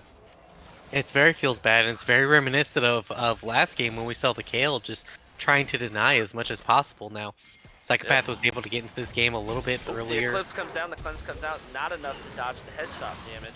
As we see the flash coming out of Caitlyn, the Lantern does pull Halal away. Danny does get the stun down. The spear goes just like coming in from Diana. Through. Danny K does get a flash stun onto Sergeant Hades. The Moonfall does kill this Orianna, allowing the Luna rush onto this Halal, getting another kill. And it looks like we're gonna have another kill, solo kill onto this top lane. Maybe not, as the flash away is done very well. And this this Diana pick is proving to be pretty worth it if she's able to get 2 kills and get this team snowballing.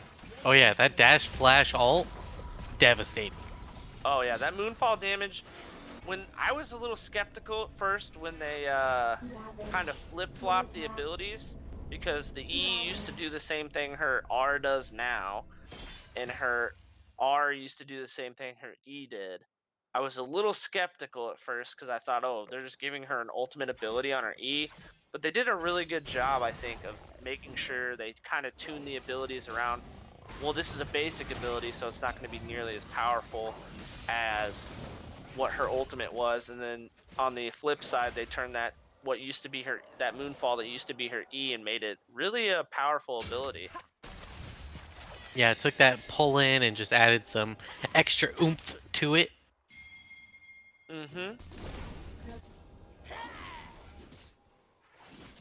And it looks like we're just gonna have.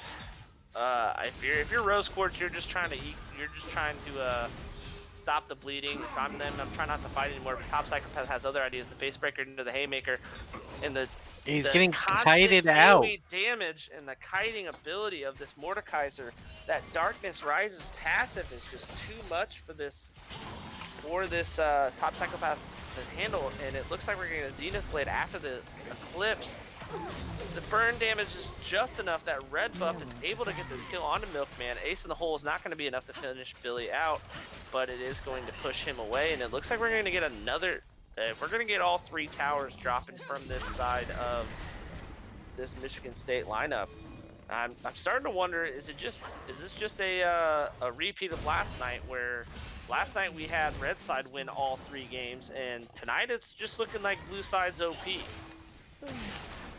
Blue side OG OP. Very true. And Top Psychopath is proving to be exactly that, as he's proving the definition of insanity, which is doing the same thing over and over and expecting different results. The Enchanted Crystal Arrow does come and stun Sunlight up, but he's able to flash away and get away after taking Psychopath's life. Well Brutal. played. I Yeah. mean, Set is a fighter through and through, and a little bit of RP last game. It worked out a little bit more, and a little bit of RP this game, and just kind of running over and over into this Sunlight, who is not a 1 in 8 kill. Yeah, the unstoppable force meeting the immovable wall, and in this round, the immovable wall is winning. Yeah, I mean, you've got that completed Leandri's Torment, which is really going to make it even harder for Psychopath to be able to do anything in a 1v1 situation, especially with that Bramble Vest almost neutralizing the healing coming through onto this Bork.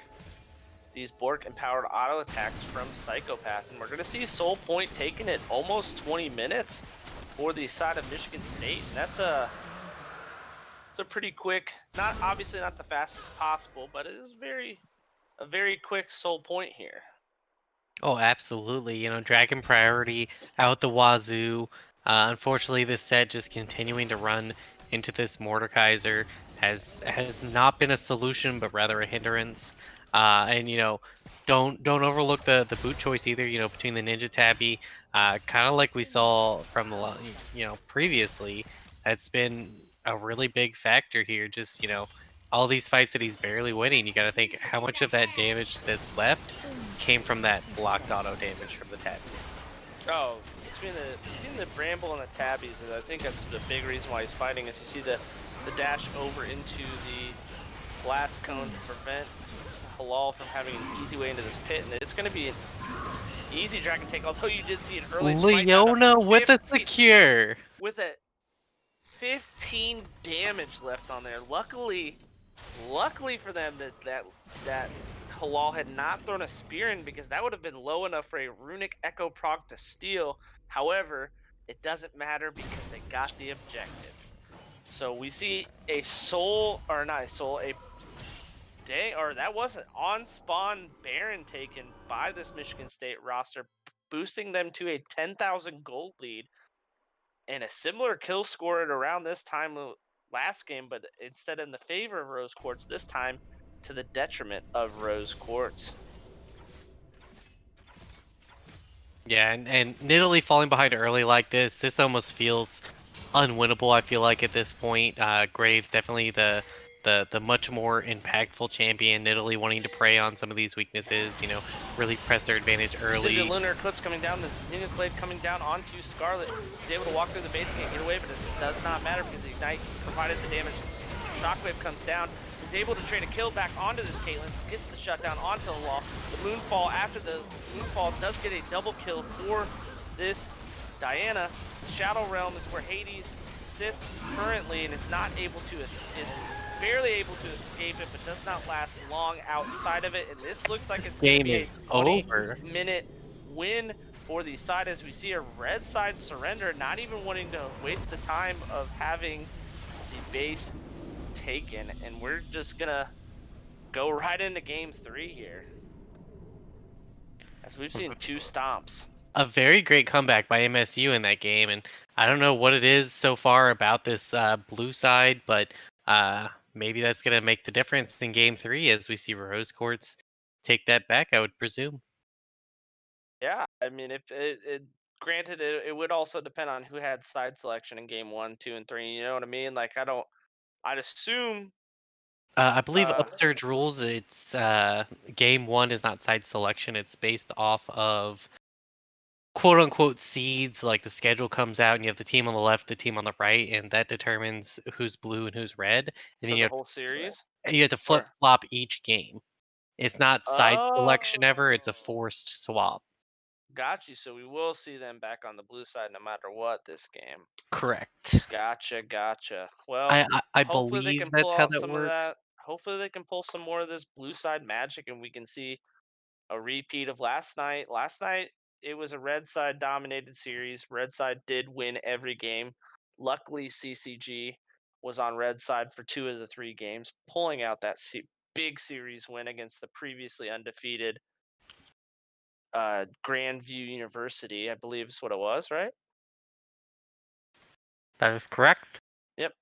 And this game or this series looks like it's going to be a flip side where blue side is the dominant side. So just goes to show a lot can change and pick priority and all that.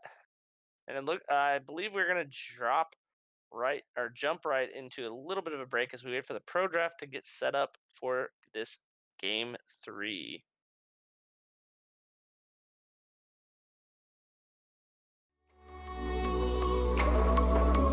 No, you got nowhere to run away, run away, run away, run away, run away, run away, run away, run away, run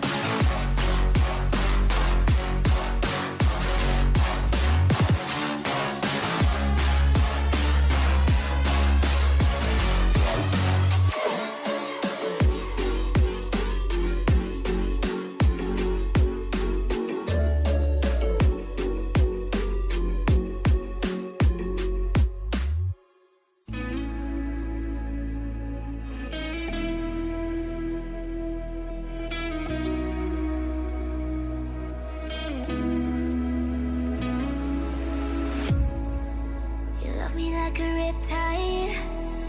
I don't know if I'll survive as the darkness falls. An ocean in your eyes, and I need you to let me go, to let it flow. I'm falling down.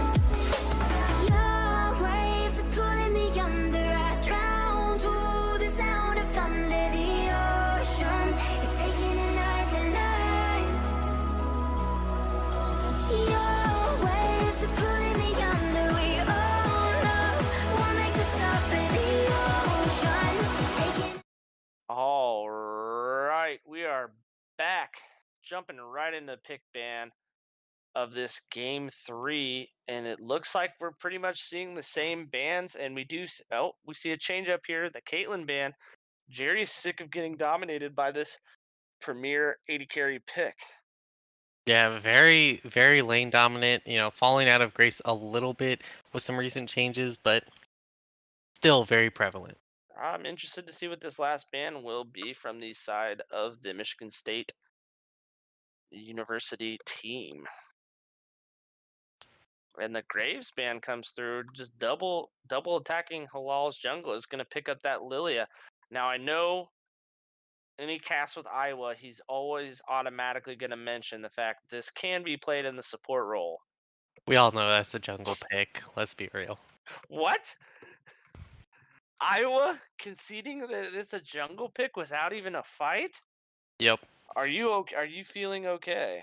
I think I'm the only person in the world that plays it support, and I'm fine with that. But I think it is decent in the top lane, but I just don't see it happening here, personally.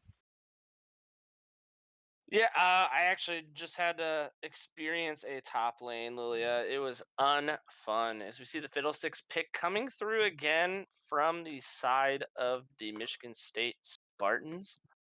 Not sure how I feel about it. Does have a very quick clear if done correctly. Lilia also has a fast clear, but we'll see. Oh, the Ash takeaway, picking it away from Jerry, forcing him to go deeper into that champion pool. So far has only shown the Ash this series.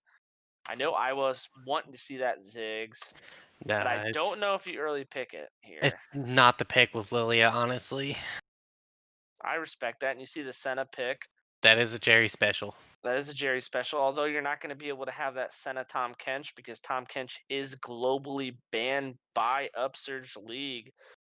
Do you know the bug involved with him? I did not know there was a bug with him. Oh my gosh, it's so crazy. He can just swallow from anywhere. Wait, Uh, what? there's a video of it on the Upsurge thing that I quite enjoyed.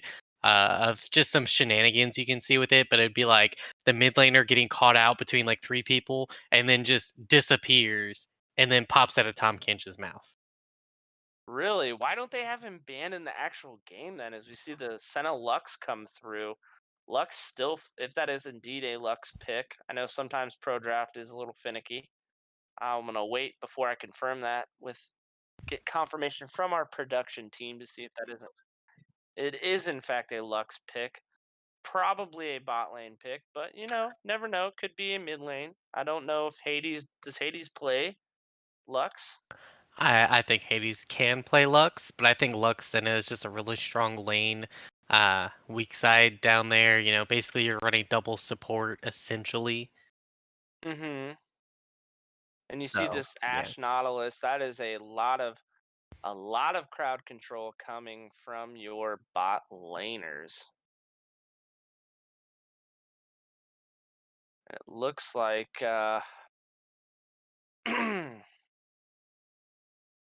looks like we're gonna see a Kiana ban coming through. A Katarina ban yet again is the first ban for Rose Quartz. Like I said it once, I said it again. If you got Katarina in your name, 60% win rate on the champion, you're probably not going to see it very often in competitive games. Fair point. And as I do check the chat a little bit, I see potato chips and pizza is after my own heart, saying that Soraka top is what they should be picking, and it is just too strong. I do agree that it is very strong. I don't know if I'd say it's quite what it was earlier in the season. You see the Set ban and the Mordekaiser ban.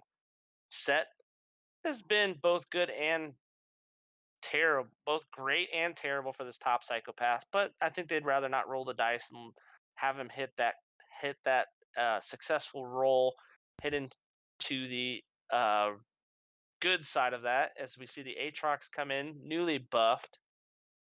uh, newly buffed with his ultimate healing ability. I don't think it's really the buff. You see the buff to at least tier 2, so you're really not going to see any difference in the Aatrox pick till level 11. The Ornn coming through. Name if you can name a type of champion, it would fit Ornn. Any sort of descriptor for that champion, and it fits Ornn. He's just a still solid around over all around pick. And if you see the Xerath lock in for Sergeant Hades, if that is in fact a Xerath. Oh, it is. I talk about this comp all the time. I ran it with Jerry's team. It was the best time I've ever had playing Zoe support in a competitive environment. It was back Interesting. when Varus lethality poke build was still very Oh, prevalent. So we had Zoe support, oh, Xerath mid, oof. Varus 80 carry, and then just some beef boys to stand in front of us. Oh, oh. And I mean, you've only got one beef boy, but if you're gonna have one beef boy, it might as well be the beef boy that can give you the ornaments to boost that damage and his own resistances. Oh, absolutely. I don't know. Is Galio a good pick? I mean, obviously, building magic resist on Galio is always a good thing because he is the magic resist version of Malphite somewhat. But however, I don't know. You It's have gonna that be roam ability with this ult. I could see a lot of pressure transitioning into this bot lane. It might be difficult to kill the Sentinel Lux, but it's definitely something that can be accomplished. I wouldn't be surprised to see a couple dives. yeah. You do have the dive ability once this Fiddlesticks hits 6. You hit the Crow Storm into the Galio ultimate, so you get that wombo combo, knock them up while they're feared. They can't get out of your ult damage, which is quite a bit. As much as I think he can go into this bot lane with this, as long as this Senna and Lux can play safe enough, it's going to be very difficult. I think he might have a better time ganking this Ornn, just because it's easier for him to get onto an Ornn, I think, if he ultimates correctly. But alas, we do not see, or we shall see indeed.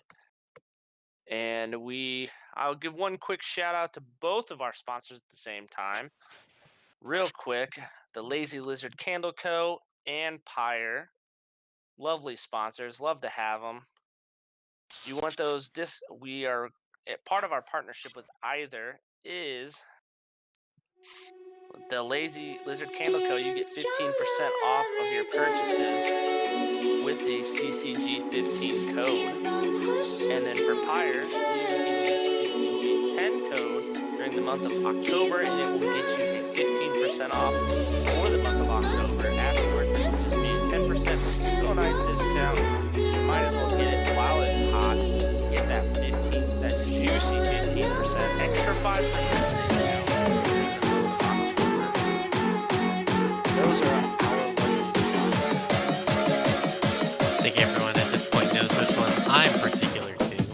Yeah, everyone knows I was about that featuring candles. And to be fair, I have not had the opportunity yet to try Pyre, so I could be swayed. Yeah. I'm willing to, if you're listening, I'm willing to take any and all things to further talk about. Absolutely. If anything, it may enhance. Yeah, if you're willing to help us cast already stellar cast, turn it into a weapon, I'm down. As we're approaching our beautiful spectator delay, Dougie, you're up by 2 currently coming into game 3. Why don't you start us off with our Get That Skin, sponsored by Lazy Lizard Candle Co. to find out who this week's Lazy Loser is. Alright. Starting with the blue side, I think Top Psychopath, seeing him use the new set skin, I think he's a man of class. And a man of class would use the only orange skin available because for some reason, despite there being multiple, like he fits into just about any skin line, feelings line. So he's going to be using the Thunderlord Ornn. Halal is going to be using the Spirit Blossom Lilia. Xerath is hard to guess because most of his skins kind of look the same to me. But I'm going to say Runeborn. Okay. We're going to see the high new setup. Lux. Gamma Guardian. We're going to see Colonel Galio, as much as I heard you say that. It's going to be the same Fiddlesticks as game 1, which is the Praetorian, the robot one. Y'all know what I'm talking about. Yeah, Praetorian, you got. Yeah, is it Praetorian? Okay. I think we're going to see Blood Moon Siege Aatrox. Seems like the Aatrox pick. You don't pick Aatrox unless you're an Aatrox player. If you play Aatrox, you got that skin. Bot lane, Tiny, Ash, and Astronautalis. Okay, so I think I got some good contentions here. So obviously, we've seen some of these before. I think I am going to agree with you on the Spirit Blossom Lilia. I know Jerry's a man of high noon culture, so I'm going to agree with you on the Senna. I think for Lux, we're going to see Elementalist. I think Billy's going to be that sort of. It's a good skin. It's just whenever I see that skin, especially in the support lane, I feel like you're just gonna, obviously not in this situation, but like you're an Negro. Well, not even a Negro. You see a support Lux with Elementalist Lux. She's just going D-ring straight into a large rod, straight into a death cap, and then asking why there's no base on that. Fair enough. For the Ornn, I'm gonna go ahead and just contend this just to contend and go for face Ornn. That's the only other option I have. We're gonna see Dark Star Xerath. Oh, I did forget about that one. Obviously, Fiddlesticks is gonna be the same. Nautilus is gonna be the same. I do think we're gonna see Project Ash this game, not High Noon. I'm gonna step out on a limb, and for the Aatrox, I'm gonna get into real specifics and say we're just gonna see the base Blood Moon Aatrox, not the completed edition. And then I'm gonna step out on another limb. As much as I think Infernal Galio takes over, I'm gonna stick with my guns and go for KC. I thought you were gonna go after my heart. Yeah, but kind of like you did with the Hecarim, you know, it's Halloween, we're heading into it. You want that Underworld Galio just taking over. That's true. Very true. Very true. I'm gonna start hating Underworld type Galio. As we jump into the loading screen, we shall see who comes out victorious. -1. Ooh. Sea Hunter Aatrox. +1. Oh my god. We went even here. I can't believe I called the Galio. Yeah. I deserve 7 points for that, gosh darn it. I'll give you 2. How about that? So then you're only up 1 now. I only lose by 1. I will say I do like Jerry using the True Damage Prestige skin better. I think it's a better skin than the High New one. But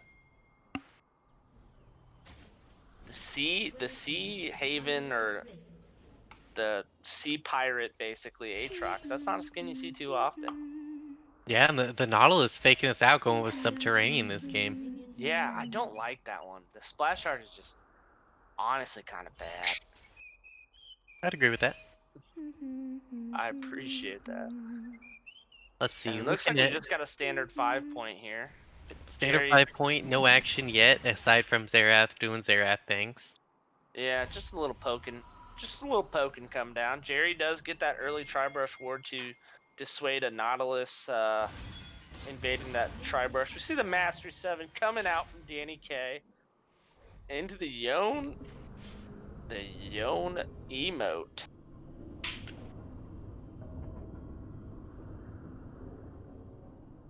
I do want to note that is indeed a Predator Galio.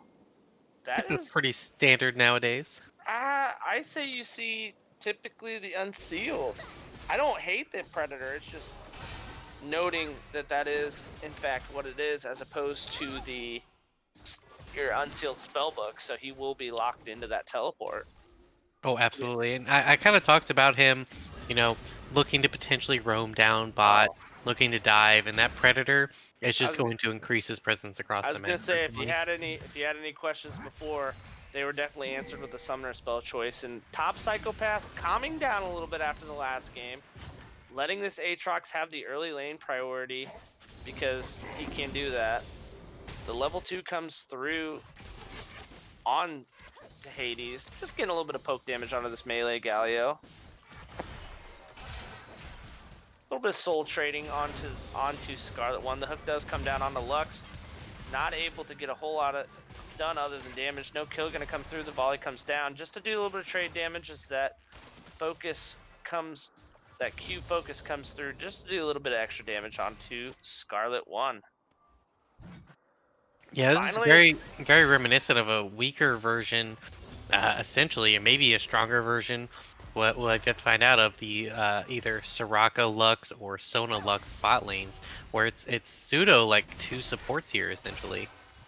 Very true, very true. Except you are getting all the farm going on to this Senna. I will say one thing I am noting about this top lane, although we're not seeing it, is it looks like Aatrox is being able to turn the tables fully as the blue is smited away from Halal. But this Sunlight's finally able to put through this 2 games of early pent-up suppression that he's had on him, being forced out of lane with not able to get hardly any CS. Hook does come down onto Scarlet One, able to get the root onto Milliken, forcing him to flash and heal away as the exhaust comes down to mitigate the damage coming through. Go ahead. Both the flash is still up from the side of Rose Quartz. We should see some continued action here as they're able to push Milliken out of lane. Yeah, and before I was so rudely interrupted trying to make the point, but this Aatrox is able to assert lane dominance over this Ornn, kind of getting a little bit of payback for games 1 and 2. Yeah, but how often do you actually dominate an Ornn? Dominate like dominate Ornn as a champion or dominate as Ornn? Dominate Ornn as a champion. I mean, you can only merely hope to slow him down. As the unstoppable does come down, the Ethereal Change is not dashed out from the surge, and he is pulled back, not able to pull it back into a Q sweet spot. And just see a little bit of farm trading going down. Big part of so far Sunlight is doing a big part of Aatrox, and that is landing those Q sweet spots for that passive sweet spot damage. And Scarlet catches yet another hook, is able to get the damage down onto Milliken, and Milliken is gonna get killed by this Lilia. Billy barely walks away, does get hooked up by this thing. Milliken is able to walk away thanks to Fire Doom being able to be there and push him away, and Halal falls as well. An unfortunate gank there. I thought for sure Millikan was going to fall down. Danny K able to just kind of 1v2 the bot lane from the side of Rose Quartz. Yeah, Completely nullifying Billy X. And then Fiddlesticks coming in, barely saving it, securing 2 kills. Beautiful counter gank. If I'm this Ashe, I'm giving this Fiddlesticks a big ol' hug, because he was dead to rights. I think Halal was just doing some stuff to buy time because he thought it was just a guaranteed kill, and then unfortunately being forced out by this Fiddlesticks. And it looks like this Mountain Drake, first Mountain Drake does in fact go over to this Michigan State squad. Importantly, the first game where we will not see a Mountain Soul. Looks like we got Cloud queued up for our next one, so we'll either see Infernal or Ocean. The 2 spiciest souls. So we see a little bit of bush sitting from Danny K, getting given away by the Lux E. Scarlet 1 doing what Scarlet 1 can do at this point, and this is just try not to die. Does get that AoE vision denial from her ability. Wow, my brain just totally drew a blank. As the Infernal Chains was not enough to pull him back, as Hades walks to the side. The best way to deal with that, using that Mana Surge passive to make sure he doesn't have to recall quite yet, because he does not have teleport.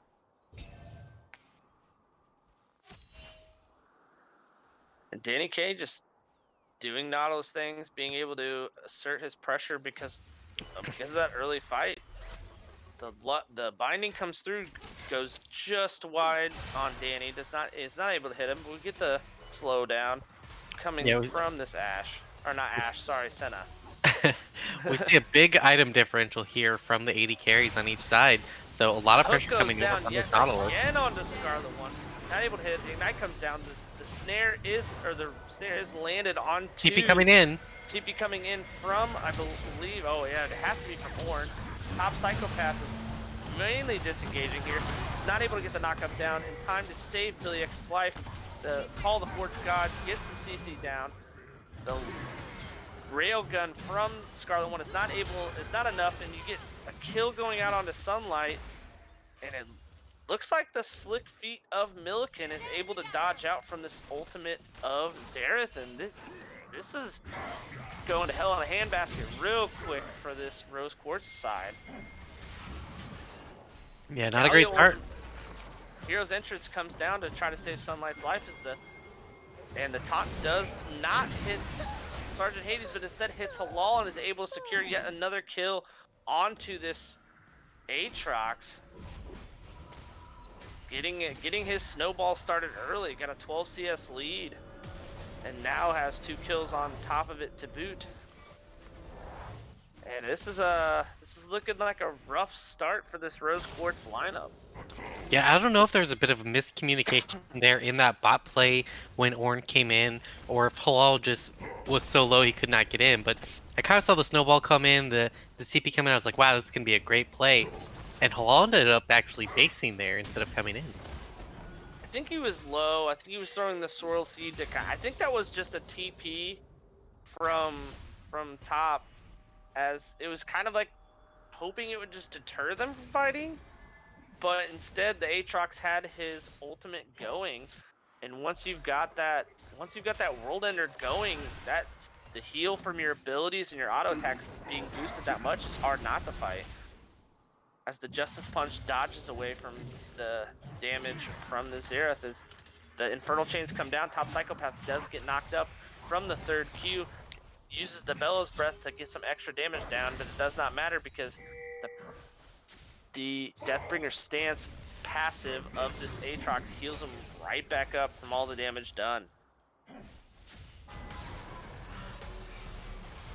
See a little bit of CC coming down as the ultimate goes on to Billy X. The Ranger's focus is almost enough, and it looks like it will be enough because Milliken is going to dive the tower, but it is shut down because he stayed a little bit too long, and Ash gives one over to Jerry, which is pretty big. Yeah, that's not what you want to do in the spot lane. You should be pressing this advantage, choking them out as much as you can, but ultimately you bring a lot to a team fight with your Enchanted Crystal Arrow, but that Senna, that Lux, they're going to bring a lot to their team fights as well, especially in the scaling you're coming out without souls. Yeah, not only that, I mean, I like the aggression. Obviously, you get the ultimate down, and it looks like Sunlight's going to try to go for the kill, and does indeed flash Infernal Chain. Halal walks away, does put Sunlight to sleep, and it looks like Top Psychopath is going to discourage Aatrox from chasing Bambi down. Yeah, Halal not having a good time once again in the jungle. Well, I think the big difference here is you don't. As the Chain of Crystal Arrow does come down onto Scarlet One, does get hit by the Nautilus Hook, gets rooted up, gets ignited, flashes away. It's not enough to enable him from not getting killed. As you see, the Crow Storm is fired up. Silence onto Billy X. Another hook comes down, giving the kill over to this Fiddlesticks. And we see some top lane trading going down, but I don't think there's going to be a kill. And that's going to lead right into another Cloud Drake and yet another Drake for this Michigan State lineup.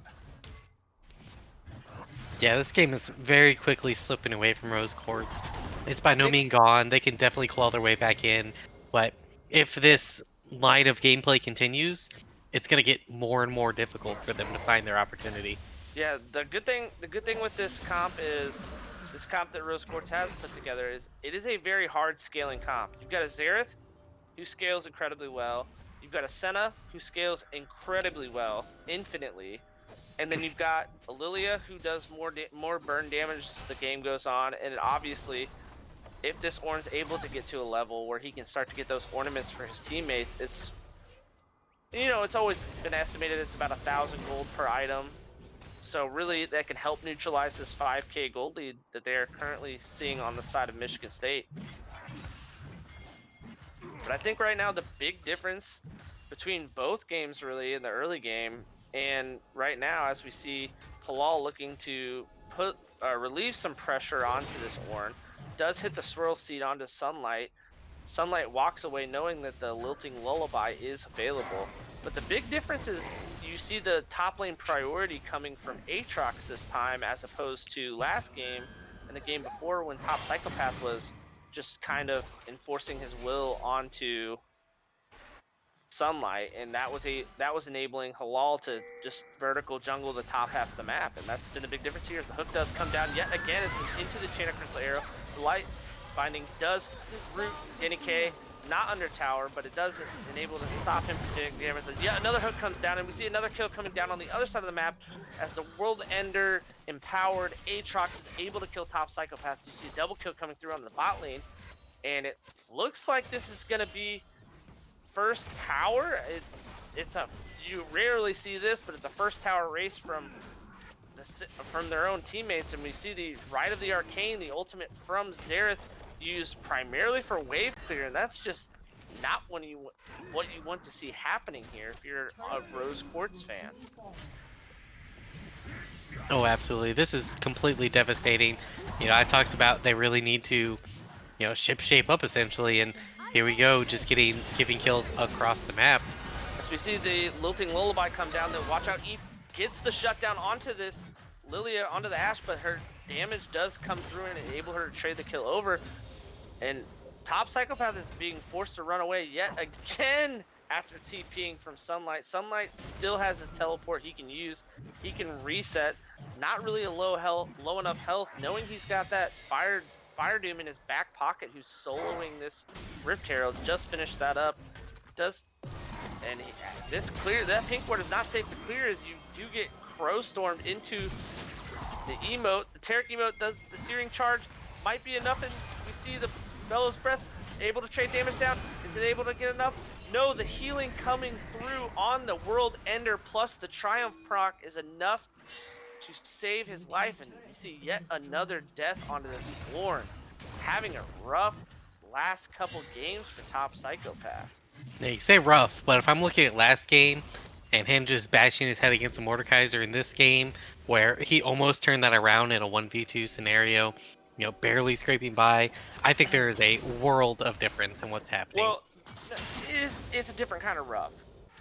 Last game was him being ahead, but not him being ahead enough to do what he did in the first game, and he tried to replicate that and just bash his face in repeatedly. As you see the Swirl Seed just getting a little bit of poke damage onto Danny K, maybe turning it into a Lilting Lullaby. The Enchanted Crystal Arrow does go just wide, but it does allow an invade to come through from all three members of this Michigan State squad that's there, enabling a red steel, hopefully to be gifted over to this Ashe. However, this game is still rough because you're playing Ornn and you're behind. It's never fun when you're not able to do that Bell's Breath damage. However, like you were saying, it is very hard to just tower dive in Ornn. They're lucky he was not able to get the Call of the Forge God off, because I think he definitely would have been able to kill the Aatrox if that were the case, but he was a little too low. As the hook does come down yet again, stopping the channel on the Q from the Xerath. Although the Call of the Forge God does slow Danny down and make him take an extra tower shot.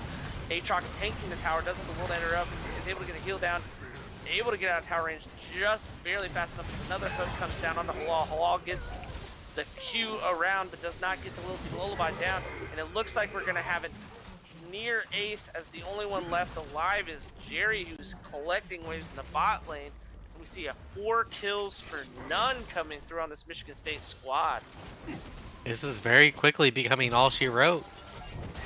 Yeah, and we see the Crow Storm coming through, and it looks like we are going to, in fact, oh, nope, just barely avoided an ace because Billy just respawned. And that's not the way you want to avoid an ace. A technicality.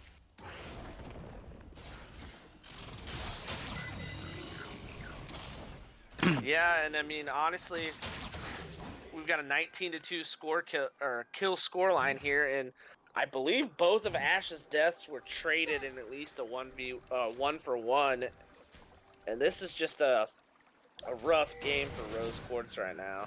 And we're gonna see Ocean Soul Point going over to this team, and there's been so much action we haven't really had time to comment on it, but with an Aatrox and a Fiddlesticks, the last soul I would want them to have, honestly, is either a Cloud or an Ocean. Yeah, now at this point, Jerry's going to be priced into go ahead and starting up an Avarice Blade, probably, you know, getting rid of that refillable, or hopefully finishing his coal here shortly, if at all possible. Yeah, and we got 2 completed items on this Aatrox. He's got the Death's Dance, which is pretty standard first item, and he's also got the Black Cleaver right behind it, so he can keep laning against this Ornn, able to shred that Sunfire armor and really neutralize all of his resistances. And it's just not looking good for the team fight of Rose Quartz. If they hold on, they can scale, but at this point, I don't know how they hold on to objectives for very much longer. Do see a nice trade coming through with the Q auto trade pattern on this, from Scarlet onto this Ashe. With that lethality, is able to do quite a bit of damage.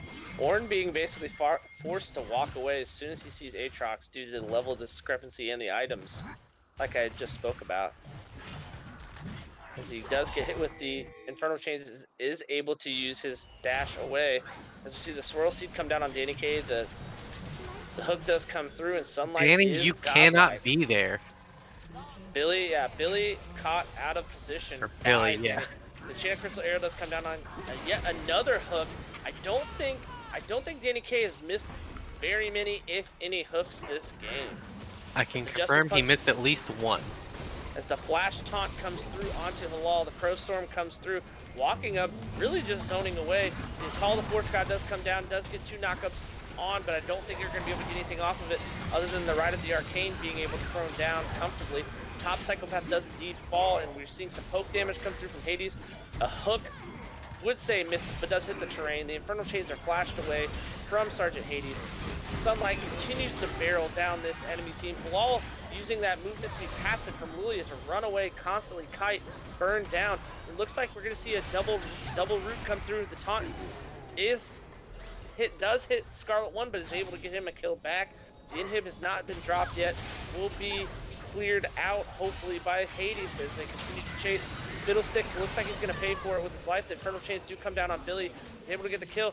Fiddlesticks does not drop. Bilal does go down to this Ash auto attack with the Ranger focus. Stun comes down onto Sunlight. Sheer Crystal Arrow looks like it's going to hit Hades. Does use the Fleet Footwork to run away. And we have the knockup coming through onto Sunlight, saving Hades' life. The poke damage does come down on the Q poke damage does come down onto Milliken, but it looks like that's going to be all she wrote for that inhib in the mid lane, as we have another chaotic fight with this coming about as good as you can, and the Bellows Breath stops the Infernal Chains from pulling it back into the Q range. And they're gonna, Michigan State's gonna back off here and possibly go straight into a Baron. Take a breath there, Dougie. Yeah, that was a lot of action. A lot of action to say this is coming to an end. Yeah, we've got a 15,000 gold lead, 20 minutes into the game. That's I've seen throws bigger. Yeah. The only problem, see, everyone talks about throwing, and it looks like Aatrox is going to get shut down and caught out here. Does pop that World Ender to get that healing through. Is sustaining himself through as the Crow Storm does come down into the 5-man channel, or 4-man channel, and the top Psychopath is able to get knockup, but does not matter as he starts a dance channel because he knows he's dead to right. The ultimate comes down and does hit a hook. And double kill coming through for Sunlight, and I think this is going to be the end of the game here if the Justice Punch comes through and lands the taunt onto Sergeant Hades. The hook comes down through the Infernal Chains, and this is going to be a 21-minute end for the side of Michigan State, and that's going to be a series point for Michigan State. And that was a rough one. Looking at the first game, this would not have been my anticipation. Yeah, that was a little bit of a Jekyll and Hyde situation there. Game 1 was basically as good as it gets for the side of CCG. And game 2 was an early game focus, or early game played for CCG, but then ended up just snowballing out of control once that Mordekaiser was able to keep his own against the set, and then was quickly snowballed out of control for Michigan State. And game 3 was just a straight up shellacking by this Michigan State University club. Yeah, I was very impressed with the start off by our jungle at the top, showing very high synergy, high damage, high output throughout that game 1. Game 2, game 3, it's almost like we were on a rapid rate of decline. Once they took away that Hecarim pick, I'm not saying that Halal can only play that champion. I have seen him play, in fact, quite a few other champions, but it seemed like that Hecarim pick was a problem for Michigan State, and once they started banning it, it kind of solved their issues.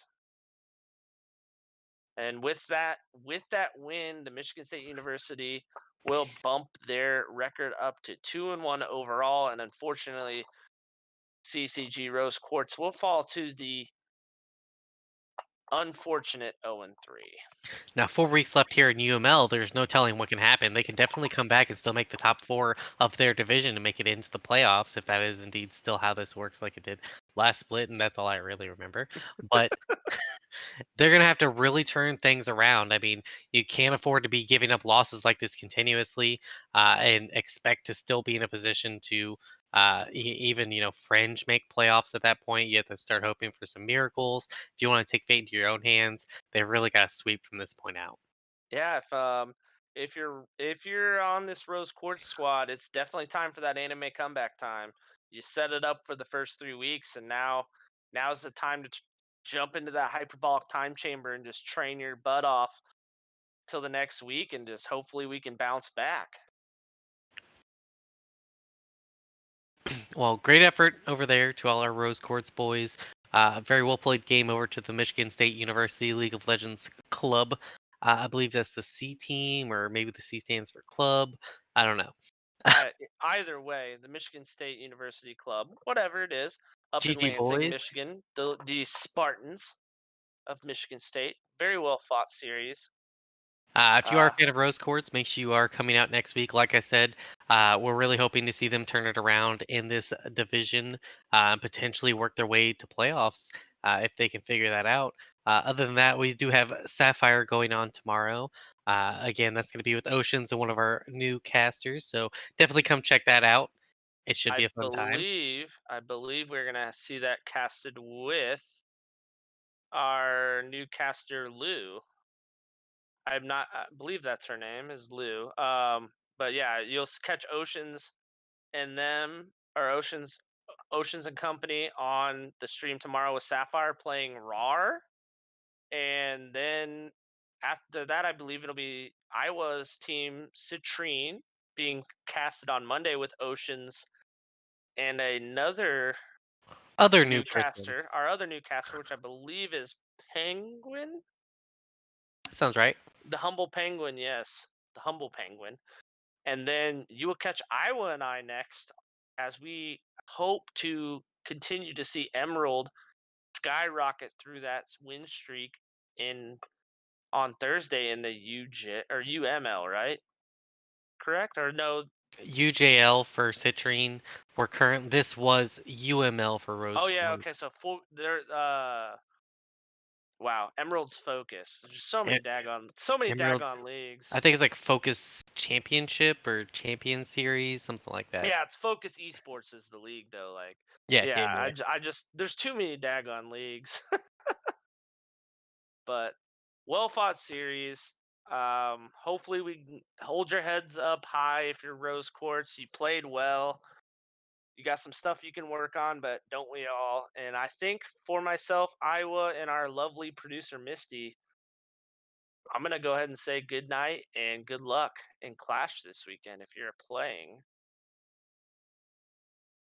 Yeah,